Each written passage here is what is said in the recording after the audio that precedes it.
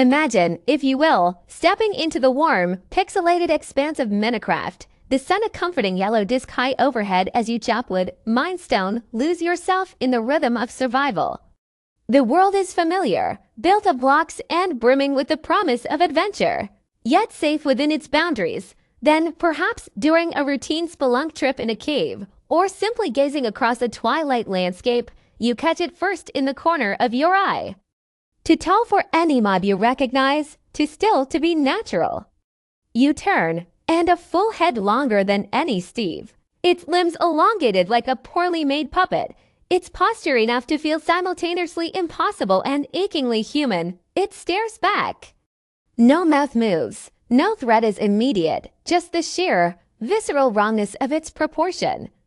The air grows thick, you move, and it moves, mirroring you with an unnerving slowness, always keeping distance, always watching. Then the world flickers, and it vanishes, only to reappear closer, the deep purple of its skin seeming to drink the very light from your screen. This is the anatomy of terror. The deliberate distortion that lies at the heart of the Enderman.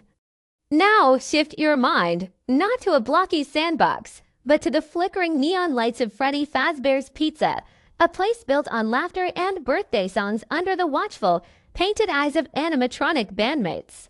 The pizzeria buzzes with the cheerful chaos of children and the rhythmic, almost metallic hum of the animatronics performing their latest show. It's loud, bright, overwhelmingly alive in a manufactured, joyful way. Then the music cuts, a cast member pauses. Somewhere deep in the back hallway, perhaps in the shadow cast by a prize machine, or just beyond the glow of the main stage lights where employees rarely tread, something moves. Not smoothly, but with a series of jerks, a stop-start rhythm that grates against the joyful noise. It's one of them, Freddy Bonnie. Chica, their once vibrant colors now faded, the fabric slightly worn, their oversized cartoon heads seeming comically large in the dimness. They turn, their eyes, no longer weaving with charming light, but hollow, black voids reflecting nothing, fix upon you. Their movements aren't fluid dance steps anymore. They're slow, deliberate advances, shoulders stiff, claws seeming to prominent against their fuzzy fabric. The cheerful jingles warping into something mechanical, chilling, as they close the distance. This is the uncanny humanoid form. Shared ground where both entities masterfully twist our perception. Neither is truly human, yet each insists on a shape hauntingly close. The Enderman doesn't just have long arms. They are spindle-thin, joints bending in ways evoking broken puppets. Its frame standing impossibly tall against the average player, forcing an upward tilt of the head that physically changes the viewing angle, making it dominate the frame. There's a deliberate dissonance, the echo of bipedalism, the suggestion of intentional movement corrupted.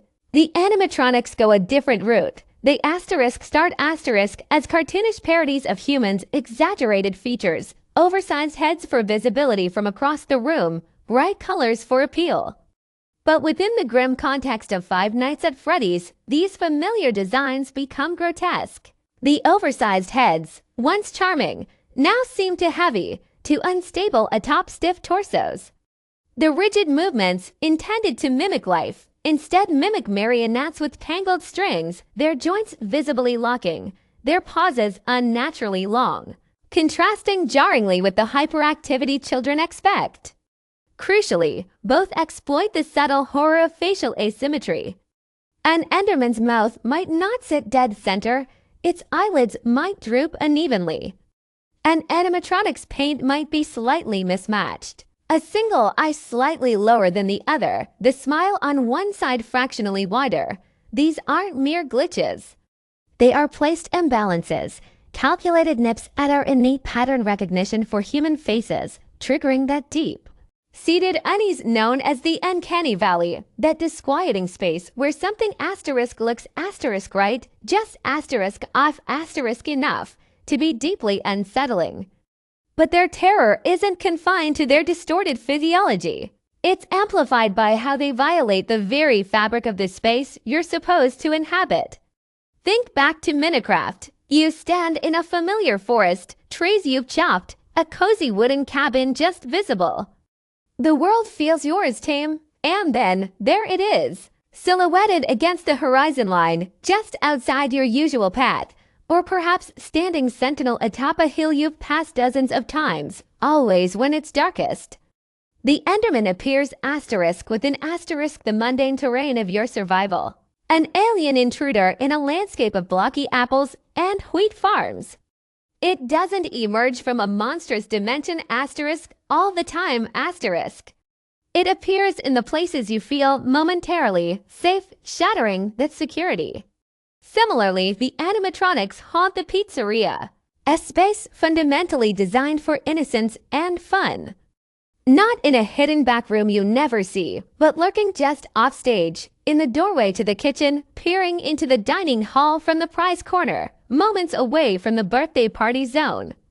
They breach the boundary between the vibrant, public world of entertainment and the darkened, unseen underbelly of maintenance and storage.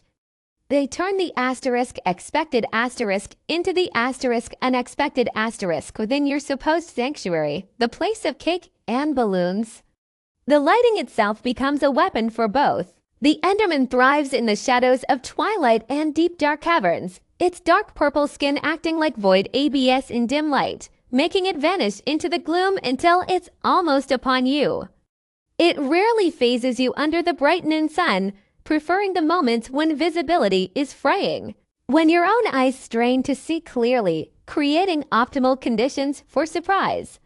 The animatronics, conversely, often operate in stark contrast to their environment. They emerge from brightly lit hallways or into the main pizzeria floor, places flooded with artificial light designed to deter shadows, yet they seem to actively seek out the edges of this illumination. Standing just inside a pool of light cast by a security monitor, half concealed by a wall or a vending machine, or advancing slowly from the deepest shadows of a camera feed blind spot, they exist within the light, but use it to create chiaroscuro effects, highlighting their distorted features while obscuring their full movement, making them palpable yet distant. Both entities master the art of placement, positioning them just outside the maximum range of comfortable detection. The Enderman stays at the edge of render distance, a purple smudge on the horizon, forcing you to close the distance out of curiosity or necessity. The animatronic might be one room away, its metallic groans audible just faintly over the phone's static. But its position on the monitor map is always just a corridor or doorway too far, creating a tension of proximity without confrontation, a constant pressure cooker of anticipation. And how do we perceive these intruders? Color becomes their signature scream into the void. The Enderman isn't a natural purple, it's a deep, almost blackened violet, a color rarely found in nature, sucking in ambient light rather than reflecting it. This isn't just a hue, it's a signal of otherness, a void in the world you thought you knew. It stands in jarring contrast to the greens, browns, and occasional blues of the Minecraft landscape, making it impossible to ignore once seen, a dark hole punched in the visual spectrum.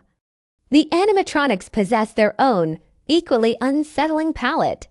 Freddy's deep black fur and purple accents. Bonnie's stark blue, Chica's garish yellow, these were once cheerful primary colors designed to pop and delight a children's menu.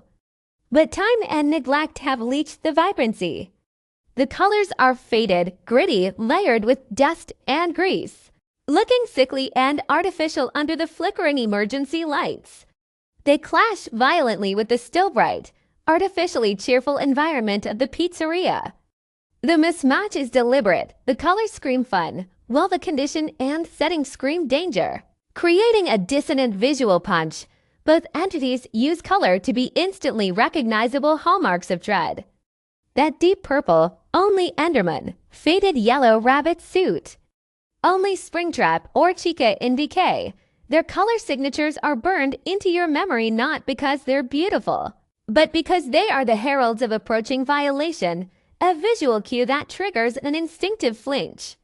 But the most insidious horror lies not in how they stand or where they appear, but in how they move Motion builds tension like a coiled spring. And both Endermen and animatronics are virtuosos of calculated, terrifying locomotion. The Enderman doesn't run. Its approach is a slow, deliberate stalking, often preceded by its signature teleport. One moment it's distant, the next, a flicker of distortion, a visceral space warping effect. And it's significantly closer, sometimes right beside you. The teleport isn't just movement. It's a violation of physical space, a reminder that its rules don't apply to yours. Between these displacements, it often freezes, statue still, watching. This pause is agonizing. It gives you a moment to breathe, yes, but also a moment to dread the next inevitable shift. The pauses are punctuation in a terrifying sentence, allowing anticipation to curdle. Then, the animatronics advance. Their movements aren't fluid like natural predators. They're grinding, mechanical. A step forward might involve a shoulder visibly locking, a head tilting with a faint hydraulic whine, a pause mid-stride as if processing or recalibrating. It's jerky, unnatural, like machinery desperately trying to imitate life, failing, and the failure being the source of the fear. The pauses here are even more critical. They might halt outside your office door, just beyond the light of your Freddy Fazbear mask, their movement ceasing. The silence that follows is heavier, filled only with the hum of failing machinery and your own pounding heart. You know it's there. You know it will move again. But when, the uncertainty held in that pause is as potent as the movement itself. And then, there is the eye, the unblinking, relentless gaze.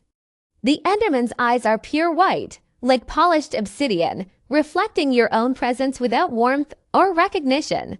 When it turns to stare at you directly after you look it in the eye, the shift is jarring with a sudden, aggressive locking of focus. This act removes any pretense of distance or indifference. It sees ***. It isn't just an obstacle. It's a deliberate, conscious observer singled you out for something. The animatronics take the uncanny valley of empty eyes and plunge it deeper. Where once were friendly, animatronic eyes that followed children around the room, now are hollow, black voids, or perhaps one glowing, single pinprick of light in total darkness. They don't just look at you.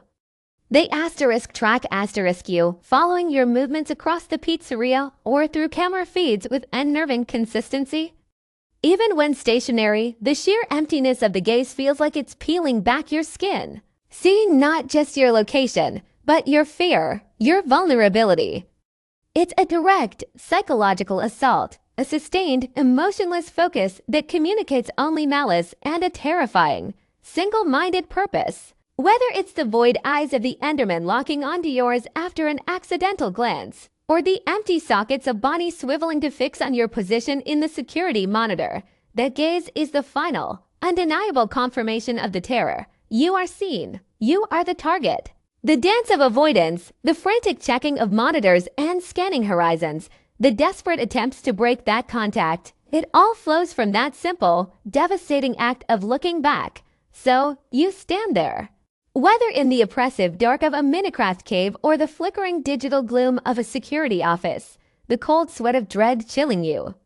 The Enderman, a distorted silhouette of impossible height and void purple skin, holds your gaze from just beyond the reach of your torchlight, its limbs poised, air crackling with latent teleportation energy. Or it's the animatronic, its faded blue fur matted, its oversized head tilted, black eyes unblinking, just beyond the edge of the light beam from your camera. It's slow, jerky movements of metallic rasp shattering the tense silence. Both are monsters defined not just by their overt threat, but by the meticulous, almost surgical precision of their design. Every elongated limb, every oversized head, every strategically placed shadow, every jarring color mismatch, every slow, deliberate step, every soul-crushingly empty stare, it's all a vocabulary of fear. They are intruders in spaces that should feel safe, using the familiar twisted into the unsettling. They don't just scare you in the moment, they rewrite your perception of the environment. In Minecraft, you'll forever glance at the edges of your screen, over your shoulder, seeing purple distortions in the twilight haze. In the pizzeria, you'll hear mechanical groans in your sleep, see faded colors in your nightmares. Their anatomy isn't just skin deep. It's a blueprint for terror woven into the very fabric of the game worlds, a composite of deliberate evolutions designed to prey not just on your pixelated avatar, but on your primal instincts, leaving an indelible shadow long after the screen goes dark. This is the anatomy of terror. Shared across different digital domains, united by the power of calculated, unsettling design. Imagine stepping into the shadowed expanse of a Minecraft world, the air thick with an unnatural quiet, the only sound the soft crunch of gravel underfoot as you navigate the alien night. Then, a shift in the periphery, a tall, lanky silhouette materializing from the gloom just beyond reach, its jet black form stark against the star-dusted sky. Its head tilts, those vacant white eyes locking onto yours across the chasm of distance. This isn't just an encounter.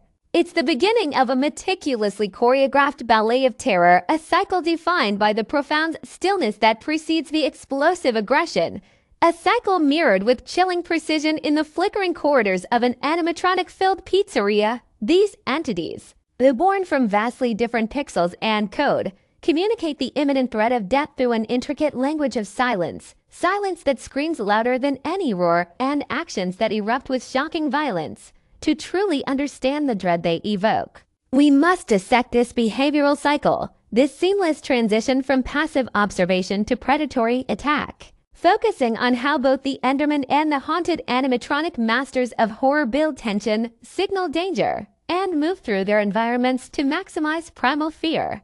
It begins with the observation protocol, where isolation transforms into an invisible cage monitored by unseen watchers whose very presence is designed to make your skin crawl.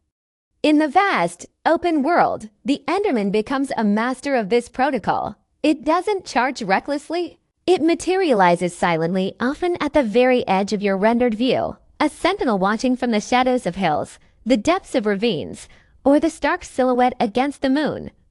Its surveillance is unnervingly direct. Those eyes, not just white spheres, but voids that seem to absorb light, to peer directly into yours across impossible distances. It doesn't rush in, it simply stares. It stands perfectly still, limbs frozen, head tilted, a monument to inhuman patience. The tension isn't broken by action, but by the sheer oppressive weight of its unblinking focus. You are acutely aware that it sees you, every move, every misstep cataloged. The sense being watched isn't paranoia here, it's a documented fact. The player becomes the observed, the Enderman the immovable observer, its chosen vantage point ensuring it has maximum visual surveillance over your potential escape routes or resource gathering patches. It might teleport away silently if you look away, only to reappear moments later in another strategic location, always maintaining that crucial distance. Its presence a constant, unsettling pressure. This deliberate placement isn't random. It's calculated to maximize its view, to corner you psychologically before it physically closes in. Now transport that concentrated gaze to the claustrophobic nightmare of the pizzeria security office here. The animatronics embody a different facet of surveillance, the unnerving motionlessness.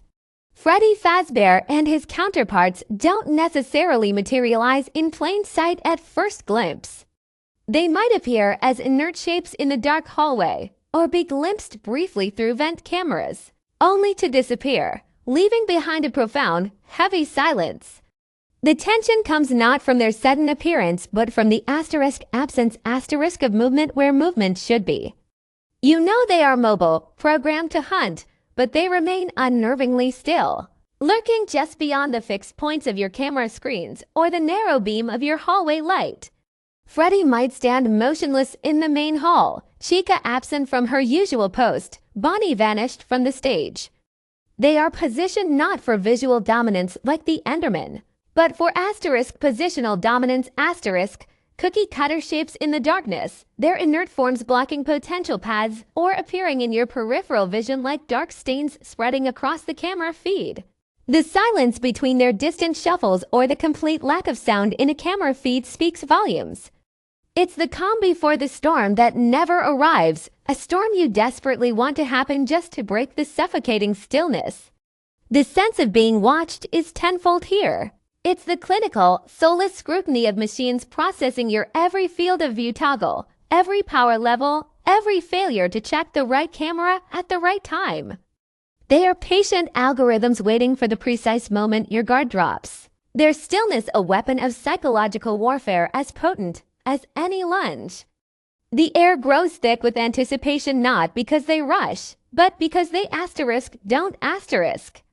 Imagine yourself standing alone in the moon-scorched plains, the wind whistling through your ears. You know Enderman is nearby, having caught that fleeting glimpse of its frame before it vanished into the gloom. Every shadow longs to hide its form. You hold your breath, your heart pounding against your ribs like a frantic bird trapped in a cage. You dare not lift your eyes, knowing that single direct contact, locking onto those stark voids, will ignite an unstoppable fury. This is the aggression trigger, the critical threshold that transforms observation into lethal intent, a point of no return dictated by specific actions the player initiates or fails to perform. For the Enderman, that trigger is brutally simple, almost elemental. Eye contact, Their entire behavioral algorithm hinges on this primal trigger. Look directly at its face for a fraction too long, the stillness shatters. The defensive posture you might have seen, arms slightly raised. Perhaps a low growl emanating from that unmoving form instantly shifts. The aggression is immediate and overwhelming. The teleportation sequence kicks in, a flash of purple particles heralding its repositioning directly in front of you, usually within leaping distance. There is no warning growl designed to scare you off. The stare is the warning. The cue players learn to recognize is one of the most basic survival instincts in the game. Avert your gaze immediately if you spot that telltale lanky silhouette. Move your mouse away, break the line of sight. Anything less is seen by the entity as direct challenge, an invitation to attack. Its programming translates that visual lock into a command, threat sustained. Engage neutralization protocol. The attack follows with brutal, pixelated precision, its long arms swinging with devastating force. It's a binary relationship. Look equals aggression. Don't look equals potential safety, though the proximity might still cause it to retaliate if bumped. The artificial intelligence here is beautifully direct, relying on a single sensory input to flip a switch from passive sentinel to active predator. Contrast this with the animatronics trigger, which operates on a more subtle, insidious logic born of frustration and programming constraints. Their aggression isn't sparked by a single momentary lapse like eye contact, but by sustained pattern of inactivity or failure a gradual erosion of the player's ability to maintain surveillance. Freddy doesn't attack because you looked at him. He attacks because you failed to look at him when you were supposed to, because your cameras lingered too long on the West Hall, because your power dipped too low while he was silently advancing down the East Hall. The AI systems track player behavior, time spent on non-critical cameras, frequency of checks on specific animatronics, power consumption efficiency. If the system detects that player has not monitored Freddy's position within the required frequency, or that Freddy has reached a certain proximity threshold without being properly deterred, like a light shown in his eyes or a door closed, the trigger pulls. The cue players recognize isn't a single action, but a cumulative state the dwindling power meter, the ominous absence of an animatronic in a camera feed that should have him visible, the unsettling sound effect that plays when they move unseen. It's the slow dread of knowing that your in action forgetting to check the Pirate Cove camera, letting the door timer run down, has pushed Freddy past his tolerance threshold. He hasn't lunged yet. He's preparing to lunge. The posture shift might be subtle, a slight lean towards the door, a flicker of light in his eyes visible through the camera, indicating the internal state has changed from observing to advancing. The AI dictates. Player neglect detected. Entity S deemed non-deterred. Initiate primary objective. Breach security office. The trigger isn't a single switch, but a dimmer slowly turned up until the light of safety clicks off, replaced by the roaring inferno of the animatronics' relentless advance. This transition from stillness to motion is where the true horror amplifies, governed by movement mechanics that ensure the entity remains optimally positioned, maximizing the player's fear through unpredictable yet purposeful locomotion. The Enderman's movement is terrifyingly abrupt, a violation of spatial logic that shatters the player's sense of safety. Its signature teleportation isn't just fast travel, it's a tactical weapon. When the aggression triggers, it often vanishes in a puff of purple pixels only to reappear immediately beside or behind you. This isn't random. It's pathfinding with malicious intent. The algorithm calculates vector distances, considering block collision and player position to minimize the teleportation path while ensuring maximum next strike advantage. It might jump onto a high ledge to rain down blows, or teleport behind you as you try to run, cutting off escape routes. The unpredictability lies in the direction and timing of each blink. Will it jump forward, back, left, or right? Will it appear 10 blocks away or right next to your ear? Limited movement options become irrelevant when it can ignore them. Each teleportation feels like a slap in the face, a mockery of distance and expectation.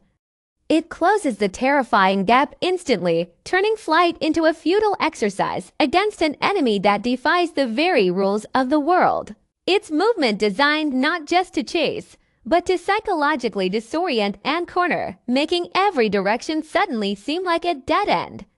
Compare this to the animatronics' relentless, methodical advance, a slow, grinding pressure that builds claustrophobic dread. Freddy won't teleport. He walks. He strides. He lumbers down the hallway at a pace deliberately calculated to allow the player just enough time to react, usually. His pathfinding algorithm is ruthlessly efficient within the constraints of the environment. Doorways, corridors, blind corners. It calculates the most direct route to the office, accounting for obstacles like closed doors which pause him or vents. The terror isn't in sudden jumps, but in the inevitability of his approach. You hear footsteps in the hall, heavy, rhythmic, metallic. You watch the camera feed. Freddy is getting closer. He turns a corner. He pauses outside West Hall door. You switch cameras. And when you switch back, he's moved another step down the hallway, perhaps right in front of the door. His movement is predictable in direction towards you but unpredictable in timing relative to your ability to monitor him and manage resources power. Camera clicks. He exploits the gaps in attention. He leans into the office door, his massive head filling the camera view above the counter. His eyes fixed, patiently waiting for the power to extinguish the protective light or for you to make a fatal mistake in monitoring. The dynamic comes from the interaction between his steady, unstoppable progress and the player's frantic, resource-limited attempts to slow him down. The movement isn't fast, but it's unavoidable a creeping tide you can only hold back for so long, each step echoing the countdown to doom. Yet, even in their stillness, these entities communicate volumes, their intent signaled through a subtle yet potent language of postural communication. Body language that changes utterly based on context, offering crucial insight into the current threat level. When an Enderman is merely observing, its posture is one of watchful neutrality. It stands tall, arms usually held slightly away from its body, perhaps tucked in a loose at ease position, its head tilted at that unnerving angle, scanning. It exudes a potential threat, a contained energy, like a coiled spring. It's not primed to strike, but it is ready, and its relative calm posture signals it hasn't crossed the trigger threshold yet. However, if you provoke it at a distance, perhaps by firing an arrow that misses, its posture shifts immediately. The arms might rise slightly more curled, fingers flexing, a clear defensive posture signaling imminent retaliation. It might let out a low, guttural hiss, a sound that shatters the silence before the teleportation. This body language is unmistakable. You have crossed me. Pay the price. The same posture observed from a safe distance pre-attack means something entirely different than if it were right beside you. Context is everything. An Enderman standing still near your base might be seeking tridents in a chest, a relatively passive if dangerous task. An Enderman standing perfectly still, arms slightly raised, directly blocking your only exit. That aggression is imminent, the posture a direct precursor. Its stillness isn't passive, it's a loaded gun, and its body language tells you if the safety is off. The animatronics, conversely, utilize stillness as the primary language of aggression itself. When they are inactive, lurking in a hallway or on the stage, their posture is often rigid. Their movements minimal to non-existent. Freddy might just stand there, arms slightly outstretched as if frozen mid-walk. A dark statue? Bonnie might be poised as if ready to pounce, yet utterly motionless. Chica might hold her tray limply, a plastic grin fixed in place. This inertness asterisk is asterisk the communication of a low-level, constant threat. I am here. I am aware. I am waiting. The true aggression comes expressed through subtle, often terrifying shifts from this baseline stillness. The iconic attack posture isn't complex. It's a lean. Freddy's head slowly descends, his jaw unhinging slightly as he leans directly towards the camera, filling the frame, his eyes wide and unblinking. Bonnie might lunge forward abruptly towards the camera vent, his elongated arm reaching out. Chica might tilt her head with sudden, jerky motion, her beak clicking. The posture becomes forward-pressing, aggressive, the body-oriented asterisk directly asterisk towards the point of threat, the camera, the door, the vent. This posture shift is the culmination of the aggression trigger. It's the visual cue that the AI has decided to break from passive surveillance to active attack. The environmental context transforms the meaning of identical postures. Freddy standing still in parts and service might be deactivated, a relief. Freddy standing still in the West Hall, directly in front of your door, leaning ever so slightly. That's the posture of an executioner looking down at his subject. The shared technique of profound stillness is the constant in their behavioral cycle, but it speaks differently at each phase during observation. It creates a sense of unnerving expectation, a vacuum of sound filled by the ringing in your own ears. During the pre-attack phase, it becomes the focused tension before the strike, a moment stretched thin with anticipation. The body language during this stillness, the Enderman's defensive curl. The animatronics forward lean provides the crucial translation, silent intent articulated through physical orientation. It's this seamless transition, this fluid exchange of roles from watcher to predator, observer to hunted, rendered through the stark contrast of chilling stillness and explosive action, that forms the core behavioral pattern that makes encounters with these entities so uniquely terrifying. They don't just scare you with jump scares, though animatronics excel at that. They terrorize you with the psychological mastery of silence, the weight of a gaze that pierces walls and cameras, and the calculated precision of movement that closes in with terrifying inevitability, be it through a disorienting teleport or the relentless stride down a darkened hall. Their cycle is a lesson in horror built on control. Control of space, control of time, control of the player's perception, culminating in the surrender of control when the aggression triggers, leaving only the stark reality that the stillness was never peace, but merely the terrifying silence before the inevitable strike. The eerie silence of the digital realms we venture into often conceals hidden terrors, psychological horrors that burrow deep into our subconscious and linger long after we've turned off our screens. Today, we're exploring two of gaming's most unsettling creations, the Endermen from Minecraft and the animatronics from Five Nights at Freddy's, and examining how these seemingly disparate entities employ masterful psychological manipulation to generate profound fear in players. It's fascinating how to such different games, one an open-world sandbox and the other a tight survival horror, can tap into the same primal fears through remarkably similar psychological principles. Both the Endermen and the animatronics establish their dominance through what we might call a threat imbalance, a deliberate miscalibration of power that leaves players feeling profoundly helpless. Have you ever watched an Enderman for the first time? That towering figure, nearly twice your height, with those empty, hollow eye sockets peering into your very soul, possesses disproportionate strength compared to its humanoid appearance. It can teleport instantly across vast distances, move with impossible speed, and deliver devastating blows with a single touch. In a game where your primary defense is mining, building, and crafting, the Enderman turns all those familiar tools of empowerment into sources of vulnerability. The Five Nights at Freddy's animatronics operate under a similar principle of disempowerment. These mechanical mascots, designed to bring joy to children in a pizzeria, become indestructible forces of nature once night falls.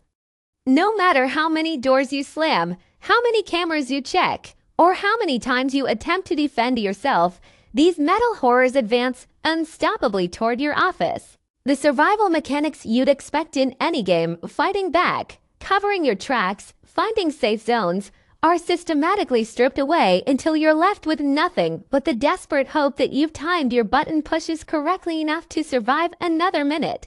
What makes this threat imbalance particularly effective is how both entities place us in intentionally disadvantageous positions where helplessness becomes our default state.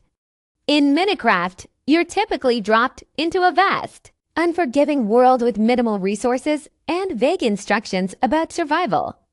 When you encounter an Enderman in its natural habitat, those dark, foreboding biomes where the sky itself seems to warp and twist, you're already operating at a disadvantage. Your typical strategies for dealing with hostile Minecraft mobs, whether bowing from a distance or building defensive structures, become practically useless against an enemy that can teleport directly to you regardless of barriers. Five Nights at Freddy's presents an even more claustrophobic sense of vulnerability. You're trapped in a single office with limited power and security systems controlled by flickering buttons and screens. The animatronics can enter from any direction, appear through ventilation shafts, and even hide in blind spots you can't access. The game deliberately denies you escape routes. There's nowhere to run, nowhere to hide, and absolutely no way to fight back. This deliberate containment creates a psychological pressure cooker where the only variable between life and virtual death is your ability to monitor multiple threats simultaneously. The most terrifying aspect of this threat imbalance extends beyond the immediate power disparity to how both entities systematically destroy the very game mechanics and systems players rely on for safety. In Minecraft, the Endermen break the fundamental covenant between the game and the player, the idea that understanding the rules will keep you safe.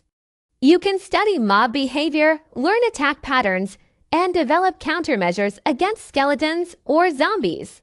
But the Endermen seem almost deliberately designed to defy such logical preparation.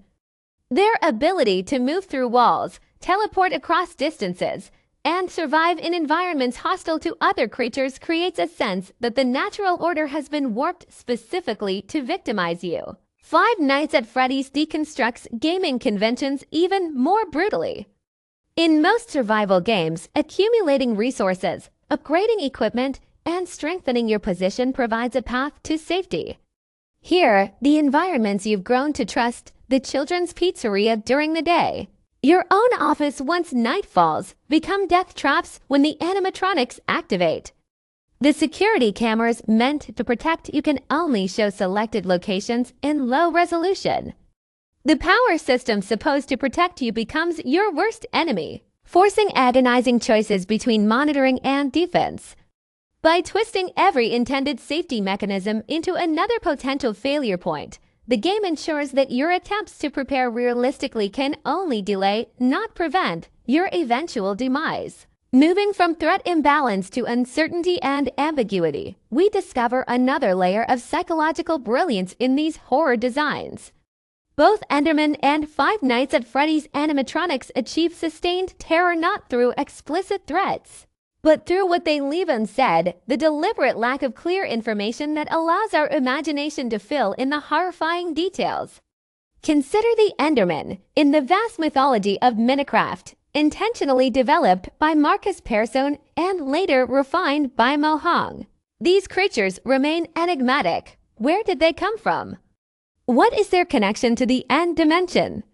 Why do they attack when you make direct eye contact but otherwise remain passive? The game provides no lore entries, no cutscenes explaining their nature, and no NPC dialogue that might illuminate their origins. They simply exist, mysterious, incomprehensible entities that defy understanding. This vacuum of information becomes fertile ground for player imagination to cultivate increasingly terrifying theories. Perhaps these are tortured souls trapped between dimensions, or ancient beings guarding cosmic secrets, or even manifestations of the player's own fears given form. The Five Nights at Freddy's animatronics operate with a similar air of inscrutable mystery. From the first game, players were left to piece together the horrifying truth through cryptic newspaper clippings, garbled phone calls from a seemingly helpful predecessor, and hidden mini-games. These aren't just runaway machines with malfunctioning programming. There's something profoundly wrong with them. Are they inhabited by the spirits of murdered children seeking revenge? Are they being controlled by a malevolent entity beyond our comprehension? Or has the programming evolved in ways we can't fathom? What makes these narrative gaps particularly effective is how they become communities of speculation. Online forums exploded with theories attempting to explain the animatronics' behavior, with each new game adding another layer to the mystery while raising even more questions. This participatory horror effect means that players don't just experience the terror alone. They collectively unpack it, debate it, and contribute to the ever-growing mythology, making the fear more personal and deeply embedded in their gaming experience. Environmental storytelling further amplifies this uncertainty. In Minecraft, the very landscape of the end dimension communicates otherness, the dark, alien architecture floating in empty space, the strange sounds emanating from unknown sources. The way the purple hue casts everything in an unnatural light. You're not just fighting Endermen. You're intruding into a reality that follows completely different rules than your own understanding of the world. Five Nights at Freddy's uses its environment with equally chilling effect. During the day, the pizzeria appears charming, if a bit dated, a place where laughter and joy echo through the halls. But when night falls, the same walls seem to close in. The music boxes play melody fragments that sound suspiciously like funeral dirges. And the animatronics move in ways that defy mechanical logic. The gradual decay of the facility suggests years of neglect and creeping horror, telling a story of what happened between pizzeria shifts that words simply couldn't convey as effectively. Both games understand that true psychological horror emerges not from what is shown, but from what is implied. The Enderman doesn't lunge at you instantly when you make eye contact. It pauses, tilts its head as if processing the violation, then enters its attack stance. This moment of delayed reaction creates psychological space where your own imagination kicks in, conjuring scenarios far more terrifying than any pre-programmed animation could generate. Similarly, Five Nights at Freddy's masterfully uses anticipation as a weapon.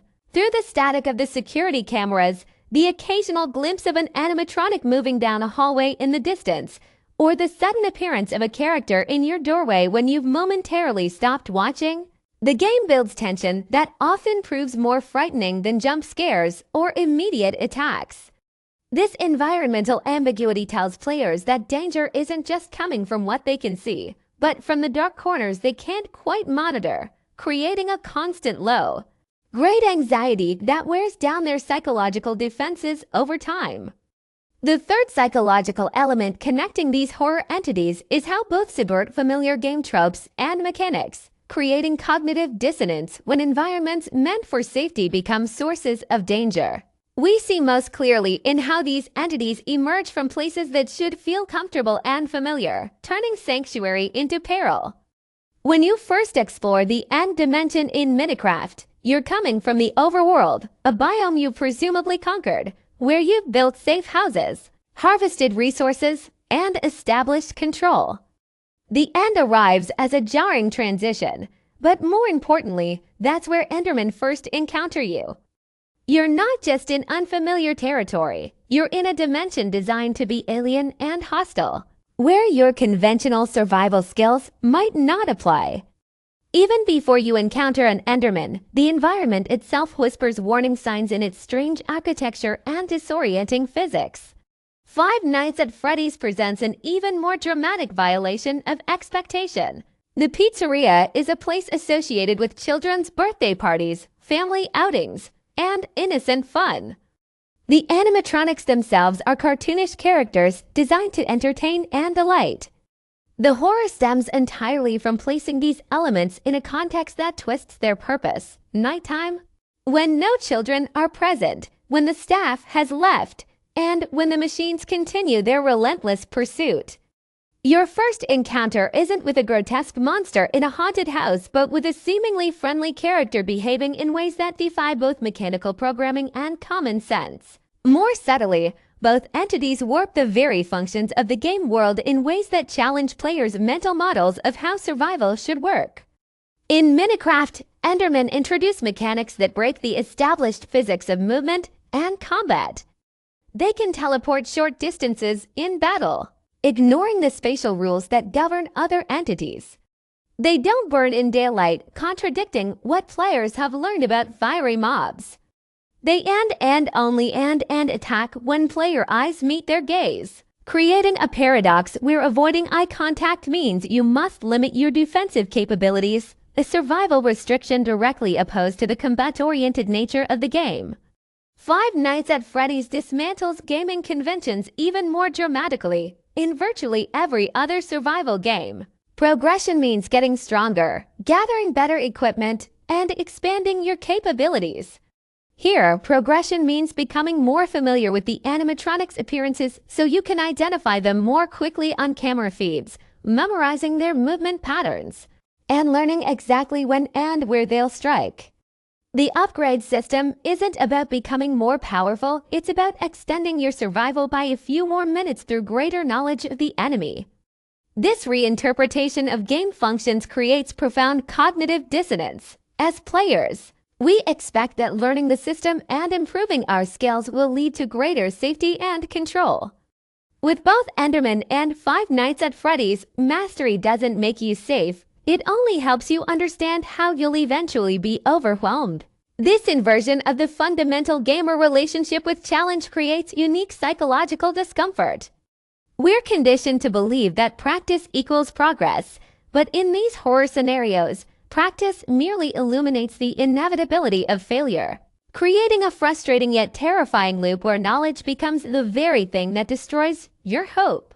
Perhaps most disorienting is how both environments, the end dimension and the abandoned pizzeria, transform from mysterious unknowns into personal battlegrounds where players learn to anticipate, predict, and prepare for encounters. The cognitive shock comes not just from initial exposure but from this transformation. That place that once felt alien and threatening gradually becomes familiar territory where danger still lurks around every corner. They've mastered the psychology of the familiarization process, using your growing comfort against you by ensuring that the threats intensify just as you begin to feel secure. This leads us to the final element of psychological horror employed by these entities, the masterful technique of desensitization and incremental exposure, where repeated encounters actually increase the terror rather than diminish it. Both Endermen and Five Nights at Freddy's animatronics employ a gradual introduction of capabilities that prevents players from ever fully acclimating to the danger, maintaining fear even as they become more experienced. When you first encounter an Enderman in Minecraft, it might appear as little more than a distant silhouette against the purple sky of the end, its movements slow and deliberate as it assesses the environment. This initial appearance creates a sense of unease without immediate panic. As you survive these early encounters, you might begin to feel a false sense of control, believing you understand the threat's nature and limitations. But the game systematically introduces new capabilities: faster movement, teleportation during combat, the ability to spawn from any darkness, precisely as you're developing countermeasures against previous behaviors. This progression ensures that your growing familiarity never translates into security. Each encounter might feel familiar on some level, but always contains a new element that keeps you off balance. Five Nights at Freddy's employs a similar strategy of controlled revelation across its entire series structure. The first game introduces basic mechanics, checking cameras, closing doors, managing power, while presenting for predictable animatronics with distinct patterns for players to learn. Just as those patterns become memorizable, however, the sequel introduces new characters with different behaviors, existing animatronics with new tactics, and environmental hazards like phantom characters that can drain your resources even when not directly threatening you. Each game incrementally adds complexity to the threat matrix while subtly altering the rules of engagement, ensuring that experienced players from previous titles still find fresh reasons to be terrified. What makes this incremental exposure particularly effective is how it interacts with players developing psychological defenses. As we become more familiar with horror elements through repeated encounters, we naturally develop coping mechanisms. We distance ourselves emotionally, we analyze the mechanics scientifically, we try to rationalize the irrational threats. Both Endermen and Five Nights at Freddy's attack these defenses cleverly. The Enderman achieves this through its delayed aggression. When you accidentally make eye contact, the creature typically pauses before attacking, giving you that crucial window to look away. During that moment, your rational brain might tell you, just look down, you've got this. But the creature's stillness, its tilted head, creates a psychological tension where you're simultaneously aware of the need to escape yet also mesmerized by the figure confronting you. It operates on multiple psychological levels, creating urgency while forcing stillness, threatening you while engaging your gaze. The Five Nights at Freddy's series extends this tactic across longer periods. A single night might follow predictable patterns that seem conquerable through systematic monitoring and button timing. But these games implement random elements, animatronics choosing different paths, encountering technical failures, or characters appearing unexpectedly at thresholds that prevent any night from ever feeling truly safe. As players invest hours into mastering these systems, the game rewards their dedication with increasingly complex and unpredictable scenarios, ensuring that their growing knowledge never translates into complete mastery. The strategic pacing of threat escalation creates a psychological trap where comfort becomes the very thing the horror exploits. Just as you've adapted to a particular level of challenge, the entities reveal new capabilities or present increasingly difficult scenarios. This moving goalpost effect ensures that players never reach a point where they can definitively say, "I've conquered this threat." Instead, they're constantly recalibrating their relationship with danger, oscillating between moments of false security and renewed terror as the systems evolve around them. Perhaps most tellingly, both games incorporate elements that make the horror feel personalized. Endermen appear to notice and remember players, their behaviors shifting subtly based on encounters. Similarly, Five Nights at Freddy's creates the illusion that the animatronics are observing and adapting to your specific strategies, not just executing pre-programmed movements. This dimension of personal threat, the sense that these entities might be learning from you, adjusting to counter your techniques, deepens the psychological impact beyond traditional game challenges. In conclusion, the enduring terror inspired by Endermen and Five Nights at Freddy's doesn't stem from simple jump scares or overt violence. These horror entities achieve their psychological mastery through sophisticated manipulation of fundamental human responses, the threat imbalance that magnifies helplessness, the uncertainty that feeds our imagination, the expectation violation that destabilizes our understanding of game systems, and the incremental exposure that prevents any true adaptation. What began as novel gameplay experiences has evolved into case studies in interactive horror design, demonstrating how games can tap into primal fears through deliberate psychological architecture rather than graphic content. Whether in the alien realms of Minecraft or the decaying halls of Freddy Fazbear's Pizza, These entities remind us that the most profound horror often emerges not from what we can see, but from the shadows within our own imagination, shadows these games masterfully exploit time and again. Welcome to the chilling world of auditory horror, where sounds we can't see become the most terrifying things of all.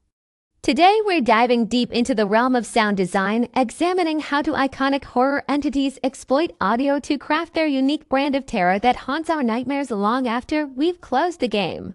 It's fascinating how these digital demons, though born from very different creative universes, share a common thread in their approach to manipulating our deepest fears through sound, turning something as simple as audio into a masterclass in psychological terror where our own imagination becomes the most frightening aspect of all.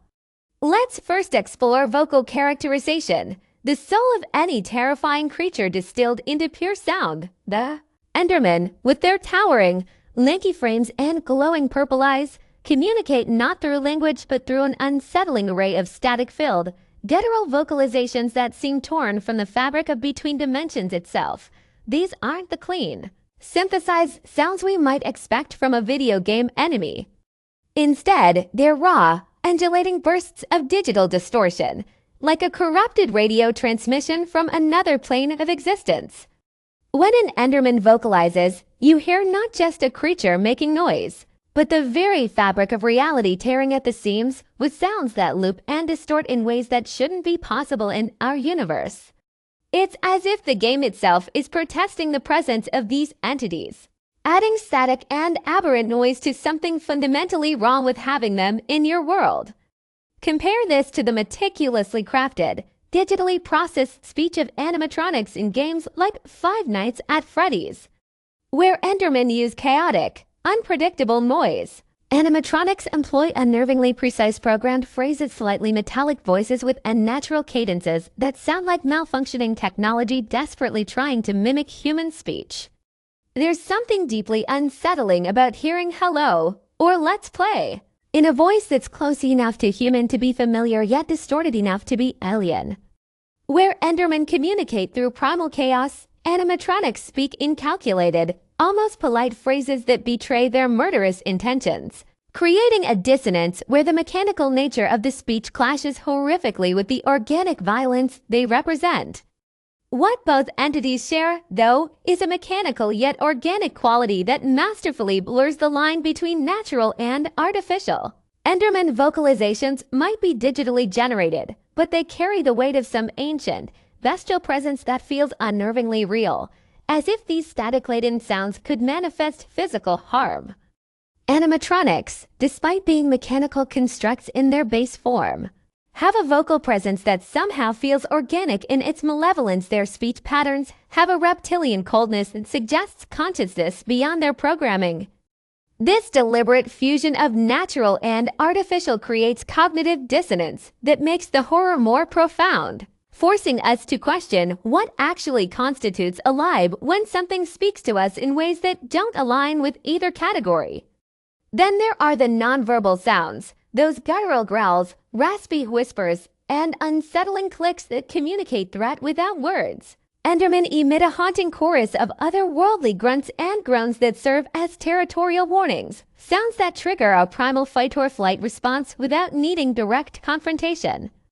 Animatronics, meanwhile, produce a symphony of mechanical noise as the winding of gears, the whir of servos, that tell you they're coming long before you see them. These nonverbal auditory cues create a constant state of dread, reminding you that danger is always present and listening, always aware of your position, always hunting. They tell stories of unrelenting pursuit through sound alone, painting pictures in our minds of approaches we can't see but can feel getting closer with every passing second.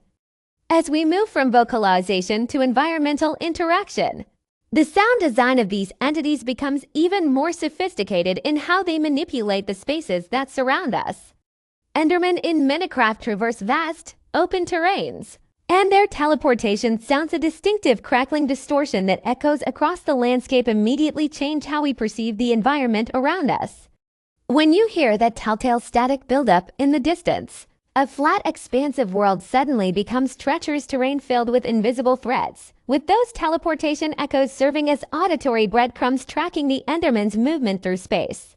The spatial audio techniques employed make these echoes feel three-dimensional, giving you a sense of where the threat might be without confirming its presence, creating maps of fear in your mind that are constantly shifting as the sound moves around you. Contrast this with animatronics in confined spaces like the pizzerias or security offices they haunt. Their metallic scraping, hydraulics hissing, and the distinctive clunk of heavy footsteps transform tight environments from safe havens into claustrophobic death traps. Where Endermen use the openness of their environments to their advantage, animatronics transform confinement into a weapon. With every echo, every footstep, every scraping sound bouncing off walls warning you that there's nowhere to run. The difference in how sound works with their environments tells different stories about their present Endermen as hunters in wild, untamed spaces, animatronics as predators that have claimed civilization as their hunting ground. The spatial audio techniques employed by these games create a three-dimensional presence that transforms the way we engage with their worlds. Enderman's teleportation mechanics use directional sound to place threats around you in a full 360-degree plane, making every corner of your vision potential danger zone.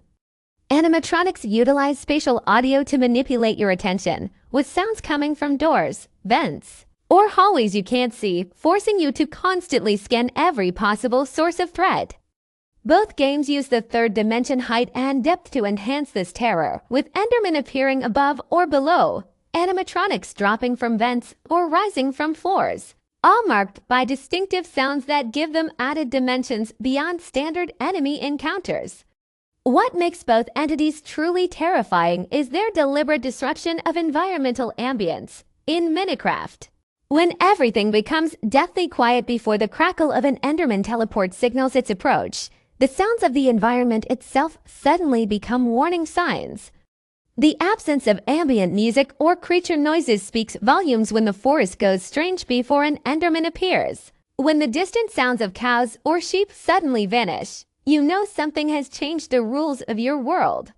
Similarly, in games Five Nights at Freddy's, the cheerful jingles of the pizzeria day become deathly silence in the night, with every mechanical sound emerging from that silence feeling like an invasion of something that shouldn't exist. Both entities twist ambient sounds into weapons, turning the familiar into the frightening by showing you what's not there as much as what is. Nowhere is the manipulation of musical cues more effective than in how these entities transform simple audio into psychological weapons. Endermen in Minecraft are often preceded by a sudden audio cutoff, a moment where all sound disappears except perhaps for the increasingly heavy breathing or pounding heartbeat that signals what's coming next. This strategic use of silence creates anticipation that radiates fear. It's not what you hear that scares you, but what you don't hear that tells you something is wrong. When those moments of quiet are broken by the distinctive static roar of a teleporting Enderman, the contrast amplifies terror exponentially, proving that sometimes the most frightening sound of all is no sound at all. Animatronics, by contrast, often employ musical cues that warn of approach, distinct songs or melodies that shift from cheerful to slightly distorted when danger is near. In Five Nights at Freddy's, the gentle tune of "It's Been So Long" or "There It Is Again" might suddenly speed up, glitch, or become discordant, alerting you to the animatronics movement through the establishment. These musical manipulations use familiarity against us. We've heard these tunes before in a harmless context, but when they change, our brains immediately recognize something has gone wrong long before we can rationalize it. This creates a secondary layer of fear. Anticipating musical distortion becomes as much a part of the horror experience as spotting the animatronics themselves. The silent spaces before attacks serve as masterclasses in audio design. Both Endermen and animatronics understand that what happens in the moments before a terrifying encounter is often more psychologically damaging than the encounter itself. When you're standing in a dark mine, heart pounding, knowing an Enderman could teleport at any moment, every second of silence lasts an eternity. When animatronics are stalked in the dark, Every moment of quiet becomes a countdown as you strain to hear them approach, knowing the character will tell you when they've reached your door. These strategic silences transform time into a weapon, stretching out seconds into what feels like hours as our imaginations run wild with possibilities of what's about to happen. Then there's the transformation of music from familiar to threatening when either entity is nearby. In Minecraft, the calming ambient music that generally plays during exploration might become distorted with static or outright silence when you're near an Enderman, signaling that the rules of the game have fundamentally changed. The musical language you've come to associate with safety becomes a warning system through its very absence or modification. Similarly, animatronics turn children's songs and jingles into psychological weapons. Something meant to bring joy becomes the soundtrack of terror once night falls, creating a conceptual horror that stretches beyond the game itself into our associations with these sounds in the real world. What makes these entities truly horrifying is their audio adaptability, their ability to respond dynamically to player actions through sophisticated sound systems that evolve with the encounter. Endermen in Minecraft demonstrate incredible adaptability through their aggressive vocalizations that change based on proximity and awareness. When you first see an Enderman, it might be relatively quiet, just making occasional static sounds as it observes you. But when it detects your gaze or if you attack it, those sounds escalate dramatically, becoming more frequent, more intense, more aggressive. This vocal intensity doesn't just serve as a warning sign. It communicates the entity's emotional state, turning sound into a direct representation of its growing fury. The roar of an alerted Enderman isn't just noise, it's the sound of primal rage manifesting in digital form, a signal that safety is no longer an option. Animatronics take a different approach with their distance-based volume scaling, becoming quieter as they get closer to the player, creating a perverse incentive to stay near them that undermines basic survival instincts.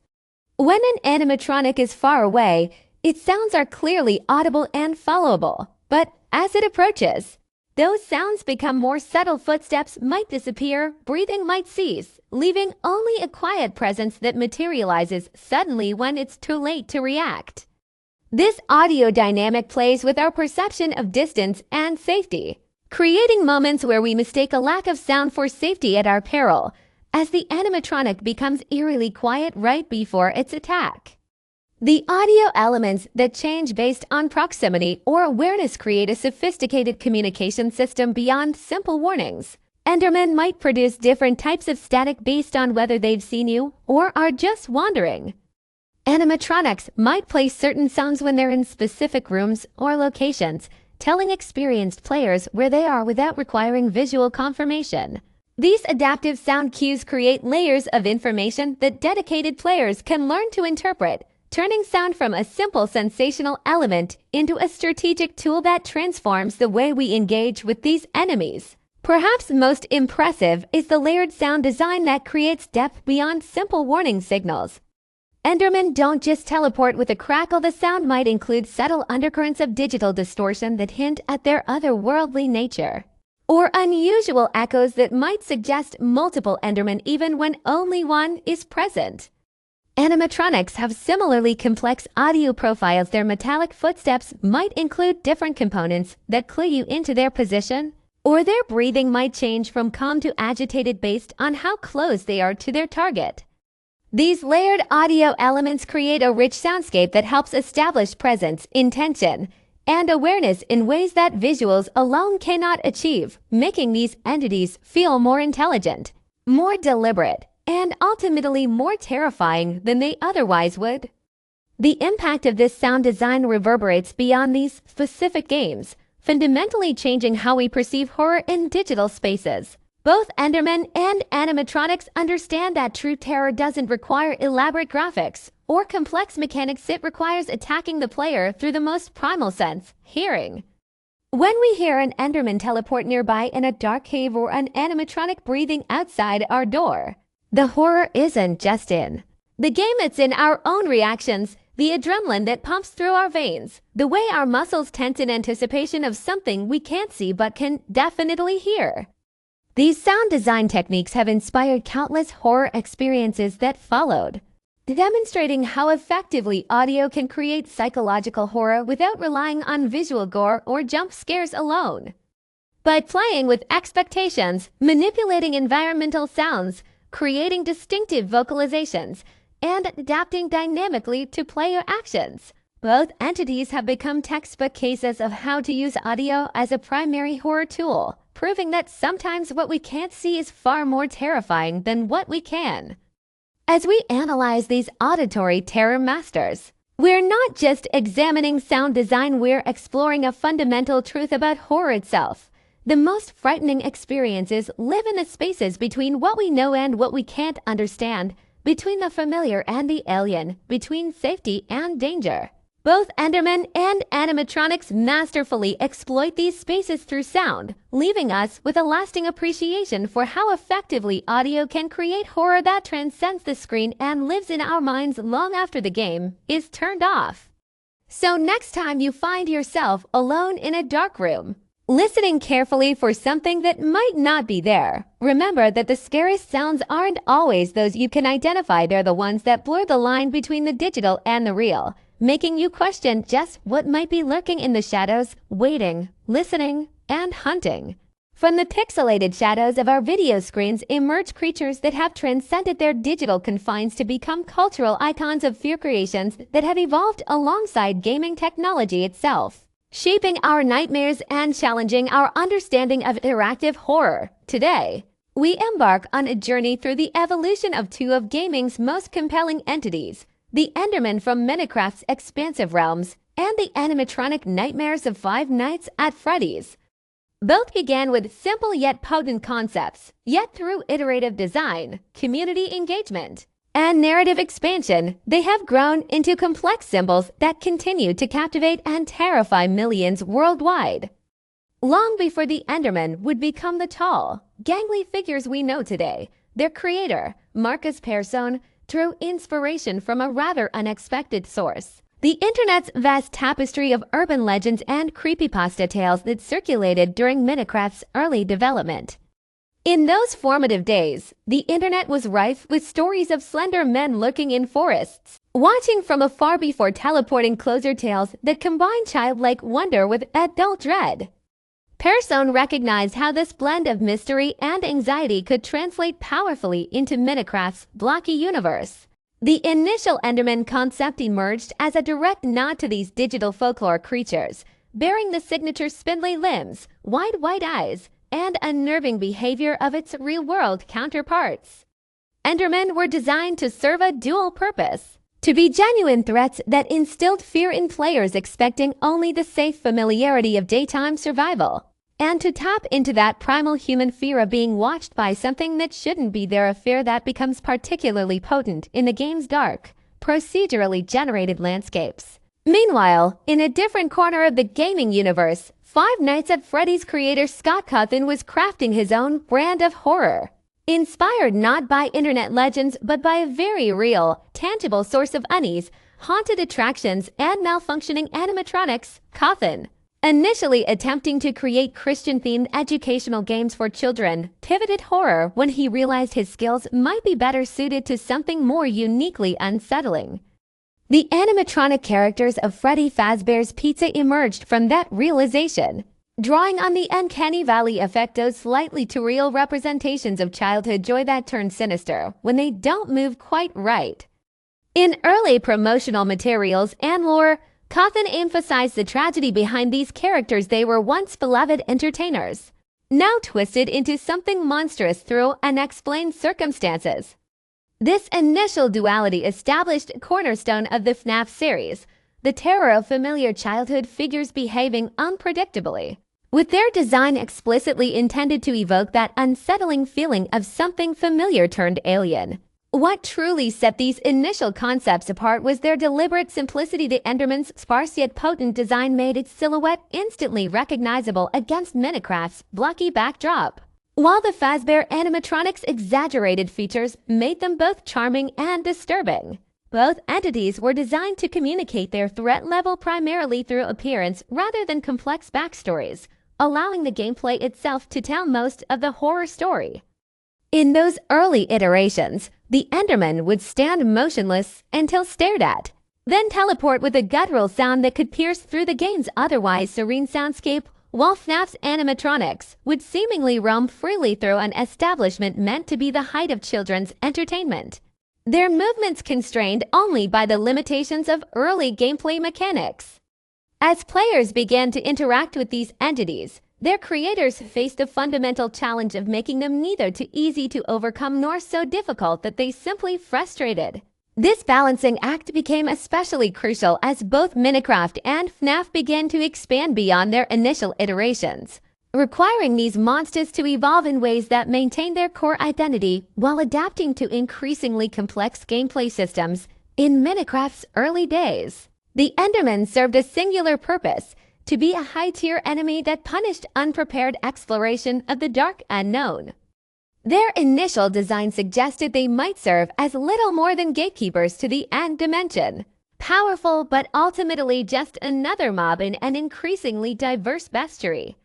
However, as gameplay expanded, Pearson recognized the potential for the Enderman to transcend its role as mere monster and become something more, something that could offer rewards for bravery and gamer cunning. This shift began subtly in early updates before becoming more pronounced with the addition of Ender Pearls, a resource dropped by Enderman that enabled teleportation mechanics, fundamentally altering how players approached vertical movement and combat strategy. What was once a terrifying encounter transformed into a calculated risk-reward scenario where approaching an Enderman with the right gear and technique could yield valuable resources that changed gameplay dynamics entirely. The FNAF animatronics, by contrast, evolved in a different direction, not toward becoming resources, but toward becoming increasingly complex opponents with multifaceted behaviors. The initial game mechanics were relatively straightforward. The animatronics would move between rooms based on simple AI patterns, and the player's job was to monitor their position using limited camera feed while managing finite power resources. But as the series progressed through numerous sequels and spin-offs, the animatronics developed more sophisticated behaviors, unique signatures, and even occasional moments of apparent mercy that deepened their psychological complexity. This evolution wasn't merely about making the games harder. It was about making the creatures themselves more inscrutable, more unpredictable, and ultimately more terrifying as they seemed to develop personalities beyond their programming. Scott Cawthon introduced escalating pressure through increasingly complex game mechanics, nightmarish mini-games, day-based effects on character behavior, and even meta narrative elements that suggested the animatronics were somehow aware of the player's presence in ways that defied game logic. Both franchises faced the delicate balance of maintaining horror while ensuring meaningful player counterplay. Minecraft addressed this by gradually introducing knowledge dissemination guides, community tutorials, and in-game mechanics that taught players how to survive Enderman encounters without making the threat trivial. Conversely, FNAF embraced opacity, where mastering the games often required multiple playthroughs and obsessive observation of subtle behavioral cues, creating a community dedicated to decoding these mechanical nightmares and sharing their findings across forums and content platforms. The expansion of abilities and interactions for both entities followed distinct trajectories shaped by their respective gameplay contexts. Enderman gradually gained new vulnerabilities like the effectiveness of water and mechanics like the random ability to pick up blocks, making them more interactive elements of the world rather than just obstacles. Their transitions from pure enemy to resource to environmental hazard reflected Minecraft's broader evolution from purely survival to sandbox exploration. FNAF animatronics, meanwhile, developed increasingly elaborate backstories, multiple forms, and even occasionally pseudo-friendly personas that made them more narrative devices than simple jump scares. The series embraced more accumulation, with animatronics gaining new meanings and significance, with each installment sometimes contradicting earlier interpretations in a way that deepened their mystery rather than resolving it. Visual refinement became another crucial aspect of these entities' evolution, as both creators balanced aesthetic upgrades with maintaining the instantly recognizable features that made these monsters iconic. Minecraft's visual journey from its crude, blocky beginnings to the more refined aesthetic of its later updates saw numerous Enderman redesigns that gradually improved texture quality without fundamentally altering their core appearance. The initial Enderman model comprised simply textured blocks with glowing eyes. Yet as Minecraft's visual style evolved, these features became more nuanced eyes with subtle animations, less rigid movements, and textures that hinted at a world beyond their immediate blocky constructs. Throughout these changes, Pearson and subsequent developers maintained the Enderman's silhouette and behavioral signature, ensuring that even as visual fidelity increased, the entity remained identifiable and preserved the specific psychological unease it had initially inspired. The FNAF animatronics underwent a different kind of visual refinement, one driven by narrative decay rather than technological advancement. Where the Endermen improved in technical quality across updates, the animatronics often deteriorated in their appearances, with later iterations showing more obvious signs of wear, tear, and corruption. This wasn't merely an aesthetic choice, but a storytelling device. Their increasing damage reflected the unfolding tragedies of their world, with each scratch, dent, and cable exposure suggesting further evidence of mechanical decay and, more importantly, of the brutal events that had transformed performers into predators. Scott Cawthon famously placed significant emphasis on these visual details, knowing that the animatronics' deterioration served as a constant visual reminder of the ongoing horror even during quieter moments in gameplay. Community feedback played a surprisingly influential role in both entities' visual evolutions, though through different channels. The Minecraft community's interpretation of the Endermen, from theories about their nature as ancient builders to their possible associations with the end dimension, often indirectly influenced design decisions, particularly as Minecraft's world building expanded.